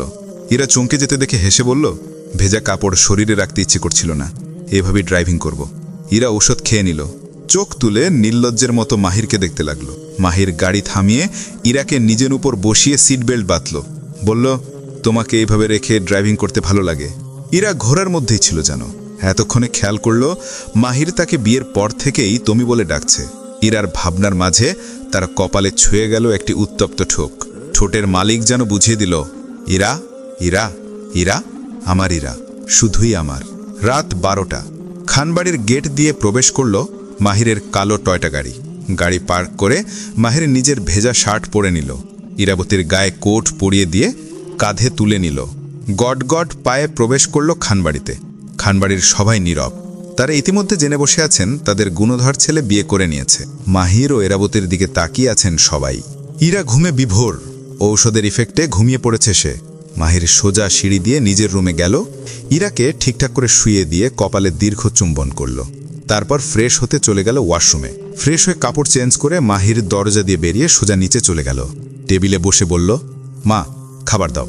মমতা খান ফুসফুস করলেন, তুমি এত নির্লিপ্ত কিভাবে মাহির? বিয়ে করেছি, তোমরা চাইলে আনুষ্ঠানিকভাবে আবারও দিতে পারো, আমি নিষেধ করব না। সোফাতে বসা অর্ষার বাবা বললেন, দেখো মাহির, সবই বুঝতে পারছি, কিন্তু তোমার যেহেতু পছন্দ ছিল তাহলে আগেই বলতে পারতে। সমাজে তো আমাদের মান সম্মান আছে বাবা, আমার মেয়ের চরিত্রে দাগ লেগে গেল। আরেক সোফায় বসা শাওনের মার কানে সৈকত ফিসফিস করল, অর্ষা মেয়েটা কিন্তু খারাপ না। আন্টি, আজই সুযোগ, শাওনকে ধরে বেঁধে বিয়ে দিয়ে দিন। শাওনের মা চোখ মুখ উজ্জ্বল হয়ে গেল। তিনি জোরে বললেন, আরে ভাই, আপনার মেয়ের চরিত্রে কেন দাগ লাগবে? আমাদের ছেলেরা আছে না? তাহসিন খান অবাক হলেন, কার কথা বলছেন ভাবি? আরে আমি শাওনের কথা বলছি। আমার ছেলে তো মাশাল্লাহ ডাক্তার। অর্ষার সাথে যদি বিয়ে হয় তাহলে তো কোনো সমস্যা হবে না। কি বলেন? সৈকত দূরে দাঁড়িয়ে দাঁত কিরমির করছে।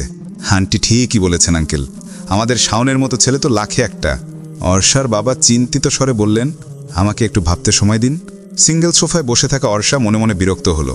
সে কোনো কালেই এসব বিয়ে টিয়েতে ইন্টারেস্ট ছিল না। নেহাত বাবা জোর করলেন, সেজন্য রাজি হতে হলো। কিন্তু যার সাথে সব ঠিক করা হয়েছিল সে তো বিয়ে করে ফেলেছে। জেনে অর্ষা মনে মনে খুশি হয়েছিল, কিন্তু সোফায় বসা মুটকি আন্টিটার সেই খুশি সহ্য হলো না। নিজের ছেলের জন্য এখন তাকে চাইছেন। রাগে অর্ষার মাথা ব্যথা করতে লাগলো। তার বাবা একবার যখন বিয়ের সিদ্ধান্ত নিয়েছেন, তাহলে যেভাবেই হোক মেয়ের বিয়ে দিবেন। এবার যদি পাত্র বোবা কালাও হয় তবুও দিবেন, কারণ একবার যদি অর্ষা বেঁকে বসার সুযোগ পায় তাহলে আর তাকে বিয়ে দেওয়া যাবে না। অর্ষার মারাত্মক একটা ট্রমা আছে, তার বাবা ডিভোর্সি, বাবা মায়ের ঝগড়া হতো। কতটি রাত প্রেমিকের সাথে পালিয়ে যান, তারপর তার বাবা মায়ের ডিভোর্স হয়। তার পাষাণ মা তাকে কখনো নিজের কাছে নিতে আসেন। অর্ষার কানে এসেছে তিনি বিদেশে স্বামী সন্তান নিয়ে থাকেন এখন। অর্ষা নিজেও একজন ডাক্তার, নিজেকে কাজে ডুবিয়ে রাখে সে, সময় পেলে ইটুর দেয়। এসবই তার সঙ্গী। এই জীবনে কাউকে জোড়ানোর ইচ্ছে তার কোনো কালেই ছিল না, কিন্তু তার পিতা মহাশয় মানতে নারাজ। তার এক কথা, তোমার পিতা বিয়ে করে সুখী হননি বলে যে পিতার মেয়ে সুখী হবে না সেরকম কোনো কথা নেই। অর্ষার বাবা রাজি হলেন। নাবিদ, নিবিড় ও সৈকত আবারও ছুটল কাজী অফিস। এবার তারা কাজীকে তুলে নিয়ে এসেছে খান বাড়িতে। কাজী মহাশয়ের চোখমুখ থুমথুম। তিনি বুঝতে পারছেন না পৃথিবীতে ঠিক কত রকমের পাগল রয়েছে। শাওন চোখমুখ শক্ত করে বসে আছে। মাহির পাশ থেকে দাঁত বের করে হাসল। শাওন শক্ত কণ্ঠে বলল, সব তোর জন্য শালা, নিজে আরেকজনকে বিয়ে করে আমাকে ফাঁসিয়ে দিলি। কাজী চোখমুখ গম্ভীর করে বিয়ে পড়িয়ে বিদায় নিলেন। শাওনের মা নতুন বউ নিয়ে বাড়ি ফিরে গেলেন। মাহির খেলতে বিদেশে যাবে। সে ফিরলেই দুজনের বিয়ের অনুষ্ঠান একসাথে করা হবে বলে সিদ্ধান্ত নেওয়া হলো। সালটা 2024, আষাঢ় মাস। বাহিরে ঝিরিঝিরি বর্ষণ। বারান্দায় দাঁড়িয়ে উঁচু পেট নিয়ে বৃষ্টি উপভোগ করছে ইরা। তন্মধ্যে পেছন থেকে দুটি হাত তাকে জড়িয়ে ধরল। মাহির ঘাড়ে নাক ঘষল। বৃষ্টিতে ভিজছ কেন? ঠান্ডা লাগবে যে। বৃষ্টি ভালো লাগে। মাহির টেনে ভিতরে নিয়ে এলো, কাপড় চেঞ্জ করে দিল। তারপর বিছানায় শুইয়ে বুকে নিয়ে কাঁথার নিচে চাপা পড়ে গেল। ফিসফিস করে বলল, তোমাকে এত সুন্দর লাগে কেন ইরা? ঈশান ও মেহেরের সম্পর্কে উন্নতি এসেছে। ঈশান ক্ষমা করেছে মেহেরকে। দুজন পুরো দমে পড়াশুনো করছে। সামনে তাদের ক্যারিয়ার পড়ে আছে। ঈশান ইরার ফ্ল্যাটেই থাকে মেহেরকে নিয়ে। যতদিন না নিজে কিছু করছে ততদিন তার বোনের ফ্ল্যাটটাই তার ভরসা। উন্নতি এসেছে অর্ষা ও শাওনের সম্পর্কে। দুজন দুজনকে এখন চোখে হারায়। তারা আপাতত বাচ্চা নিতে চেষ্টা করছে। নাবিদ ও নিবিড় সন্তানের বাবা হয়ে গেছে। এই সব কিছুর মধ্যে একা হয়ে গেল ফাজিল সৈকত। সে একদিন সুযোগ বুঝে ইরার হসপিটালে গেল। চোখ দিয়ে সব নার্সকে দেখে নিল। তারপর সেখান থেকে একজনকে ভালো লাগতেই প্রপোজ করে বসল। নার্সটি রেগে বলল, এসব কীরকম ছ্যাচড়ামি? সৈকত ইরাকে ফোন দিল, বলল, আপনি কিছু বলুন তো ভাবি। এরা হেসে বলল, তাকে নাম জিজ্ঞেস করুন তো ভাইয়া। নার্সটি নাকমুখ কুচকে বলল, ঐশানী। ইরা তৎক্ষণাৎ বলল, আমাকে চিনতে পেরেছ ঐশানী? আমি ইরা। ঐশানী চিনতে পারল। বলল, এই ফাজিল ছেলের সাথে তোমার কি সম্পর্ক? কোনো সম্পর্ক নেই, তবে হতে পারে যদি তুমি তাকে বিয়ে করো। ঐশানী চমকে গেল। সৈকত অসহায় চোখে তাকিয়ে বলল, আমার সব বন্ধু বিয়ে করে বাচ্চা ফয়দা করছে, একমাত্র আমিই সিঙ্গেল। আমার ইচ্ছা ইরা ভাবির মতো একজন সুন্দরী নার্সকে বিয়ে করব। আপনি কি রাজি আছেন ম্যাম? ঐশানী মাথা ঘুরে সৈকতের ওপর পড়ে গেল। এই জীবনে সে এমন কিছুর সম্মুখীন হয়নি। ডিসেম্বর মাস। ইরার একটি ছেলে সন্তান হয়েছে, বয়স 4 মাস। মাহির ঠিক করেছে সে ক্রিকেট টিম বানাবে। একটি অবসর বিকেলে ইরাবতী গুছিয়ে রাখা অর্ধ পাণ্ডুলিপি বের করল, যেটার সমাপ্তি সে আজ লিখবে। প্রকাশকের সাথে কথা বলে নিল সে। এবার তার প্রকাশ্যে আসার পালা। বই প্রকাশ হলো ফেব্রুয়ারিতে। 14 ফেব্রুয়ারিতে একটি অনুষ্ঠান আয়োজন করা হলো। তাতে ইরা তার পুরো পরিবার নিয়ে গেল। মাইকে যখন বলা হলো লেখিকা ইরাবতী আমিন ইতিমধ্যে উপস্থিত হয়েছেন, তখন মেহের খুশিতে লাফিয়ে উঠল। এরা সন্তর্পণে স্টেজে উঠে গেল। লেখিকা রূপে তাকে দেখে সবাই অবাক হয়ে গেল। মাহিরের ঠোঁটের কোণে রহস্যময় হাসি। ইরা বই হাতে নিয়ে দাঁড়ালো। মাই হাতে নিয়ে সবাইকে সালাম দিল। আমি ইরাবতী আমিন, অনেক বছর ধরে লেখালেখির সাথে যুক্ত, কিন্তু কখনো সামনে আসা হয়নি। সেজন্য ভাবলাম কতদিন পাঠকদের দেখা না দিয়ে থাকব। আজ আমার হাতে যেই বইটি দেখতে পাচ্ছেন সেটি সদ্য প্রকাশিত হওয়া আমার নতুন বই। বইটা আমি উৎসর্গ করেছি আমার পুরুষ ক্রিকেটার মাহির খানকে। সেজন্য বইটার প্রথম কপিটা তারই হাতে তুলে দিতে চাই। মাহির ভিড়ের মধ্যে থেকে স্টেজে এসে দাঁড়ালো। মাস্ক খুলতেই হই হই পড়ে গেল। এত বড় একজন ক্রিকেটার স্টেজে, তা যেন কেউ ভাবতেই পারছে না। মাহির বইটা গ্রহণ করল। মাইক হাতে নিয়ে সবার প্রথমে হেসে ফেলল। আমার অনেক আনন্দ হচ্ছে যে আমাকে উৎসর্গ করেও কেউ বই লিখেছে। সে যদি হয় আমার সহধর্মিণী তাহলে তো দ্বিগুণ খুশি। আমাকে এত বড় সম্মান দেওয়ার জন্য ম্যাডামকে ও ম্যাডামের পাঠকদের অনেক অনেক ভালোবাসা। আমি মাঠে ছক্কা মারতে পারি, কিন্তু সাহিত্য পড়তে জানি না। সাহিত্য পড়াটা না হয় আমার ম্যাডামের বইটা পড়েই শুরু করলাম। স্টেজ থেকে নামতেই মেহের ইরাকে চেপে ধরল, বারবার বলতে লাগলো, এতদিন বলেনি কেন তুমি? সেই কেন বলেনি? ইরা শুধু হাসল। সে জানে মেহের তার লেখার ভক্ত। অনুষ্ঠান শেষে যখন সবাই বাড়িতে ফিরল, তখন ইরা মাহিরকে চেপে ধরল। তুমি জানতে আগে থেকে? মাহির হাসল। জানি বলেই ম্যারিড স্ট্যাটাস দিতে তোমাকে জোর করিনি। আজ স্ট্যাটাসটা দিয়েই ফেলি কি বলো? মাহির চোখ মারল। ইরা মৃদু জোরে বুকে ঘুষি মেরে বলল, ফাজিল ক্রিকেটার। মাহির নিজের সাথে চেপে ধরল। তোমারই তো ম্যাডাম। অবশেষে বিয়ের প্রায় 2 বছর পর ক্রিকেটার মাহির খানের সাথে লেখিকা ইরাবতী আমিনের ম্যারিড স্ট্যাটাস দেখতে পাওয়া যায় ফেসবুক ফিডে। 2029 সাল, তেমনই একটি বৃষ্টি স্নাত বিকেল। খানবাড়ির বাগানে 4 সন্তান নিয়ে ক্রিকেট খেলার চেষ্টা করছে মাহির। বৃষ্টিতে ভিজে একাকার সবাই। ইরা বাগানের সাইডে মাহিরের রুমের বারান্দায় বসে আছে উঁচু পেট নিয়ে। পঞ্চমবারের মতো মা হবে সে। বড়টার বয়স 5.5, দ্বিতীয়টার 3.5, তৃতীয়টার 2.5, চতুর্থটার 1 বছর। 1 বছরের বাচ্চাকে কোলে নিয়ে বসেছে ইরা। সে বারান্দা থেকেই মাঝে মধ্যে ইশারা করে বাবা, ভাই ও বোনকে বোঝাচ্ছে এটা সেটা। মাঝে মধ্যে ছুটে যেতে চাইছে, সে বাবার মতো খেলবে। মাহিরের দ্বিতীয় সন্তানটি মেয়ে। সবচেয়ে খেলার প্রতি তার আগ্রহ বেশি। মাহিরের সাথে সবার বড় মাহাদিও যোগ দিয়েছে খেলায়। মাহির মূলত তার বাচ্চাদের খেলা শেখাচ্ছে। যদিও ছোটরা ভালো করে দাঁড়াতেই পারছে না, দুপা হাঁটলেই পড়ে যাচ্ছে, কিন্তু তবুও তারা কাঁদছে না। তারা আনন্দ পাচ্ছে বাবার সাথে খেলতে পেরে। মাহির সবার অলক্ষ্যে মাঝে মধ্যে সহধর্মিনীর দিকে তাকিয়ে উড়ো চুম্বন করছে। তন্মধ্যে বাগানের দিকে গিটার কাঁধে ছুটে এলো একটি পুরুষ। সে প্রায় চিৎকার করে আর্তনাদ করে বলল, এক বৃষ্টিতে নার্স পটিয়ে আর এক বৃষ্টিতে বিয়ে করে 4-4টে বাচ্চার বাবা হয়ে গেলি?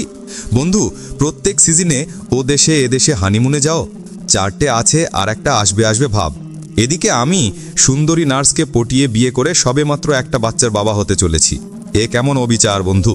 তুমি বছরে বছরে বাচ্চা পয়দা করে দেশের জনসংখ্যা বৃদ্ধি করছো কেন? ইরা বারান্দায় বসে খিলখিল করে হাসল। মাহির ঠোঁট কামড়ে মাথা চুলকে সে হাসি দেখল। ইরার মনে হলো সেদিন মেঘ বালিকার নিমন্ত্রণ পৌঁছেছিল বলেই আজ ক্রিকেটার তার।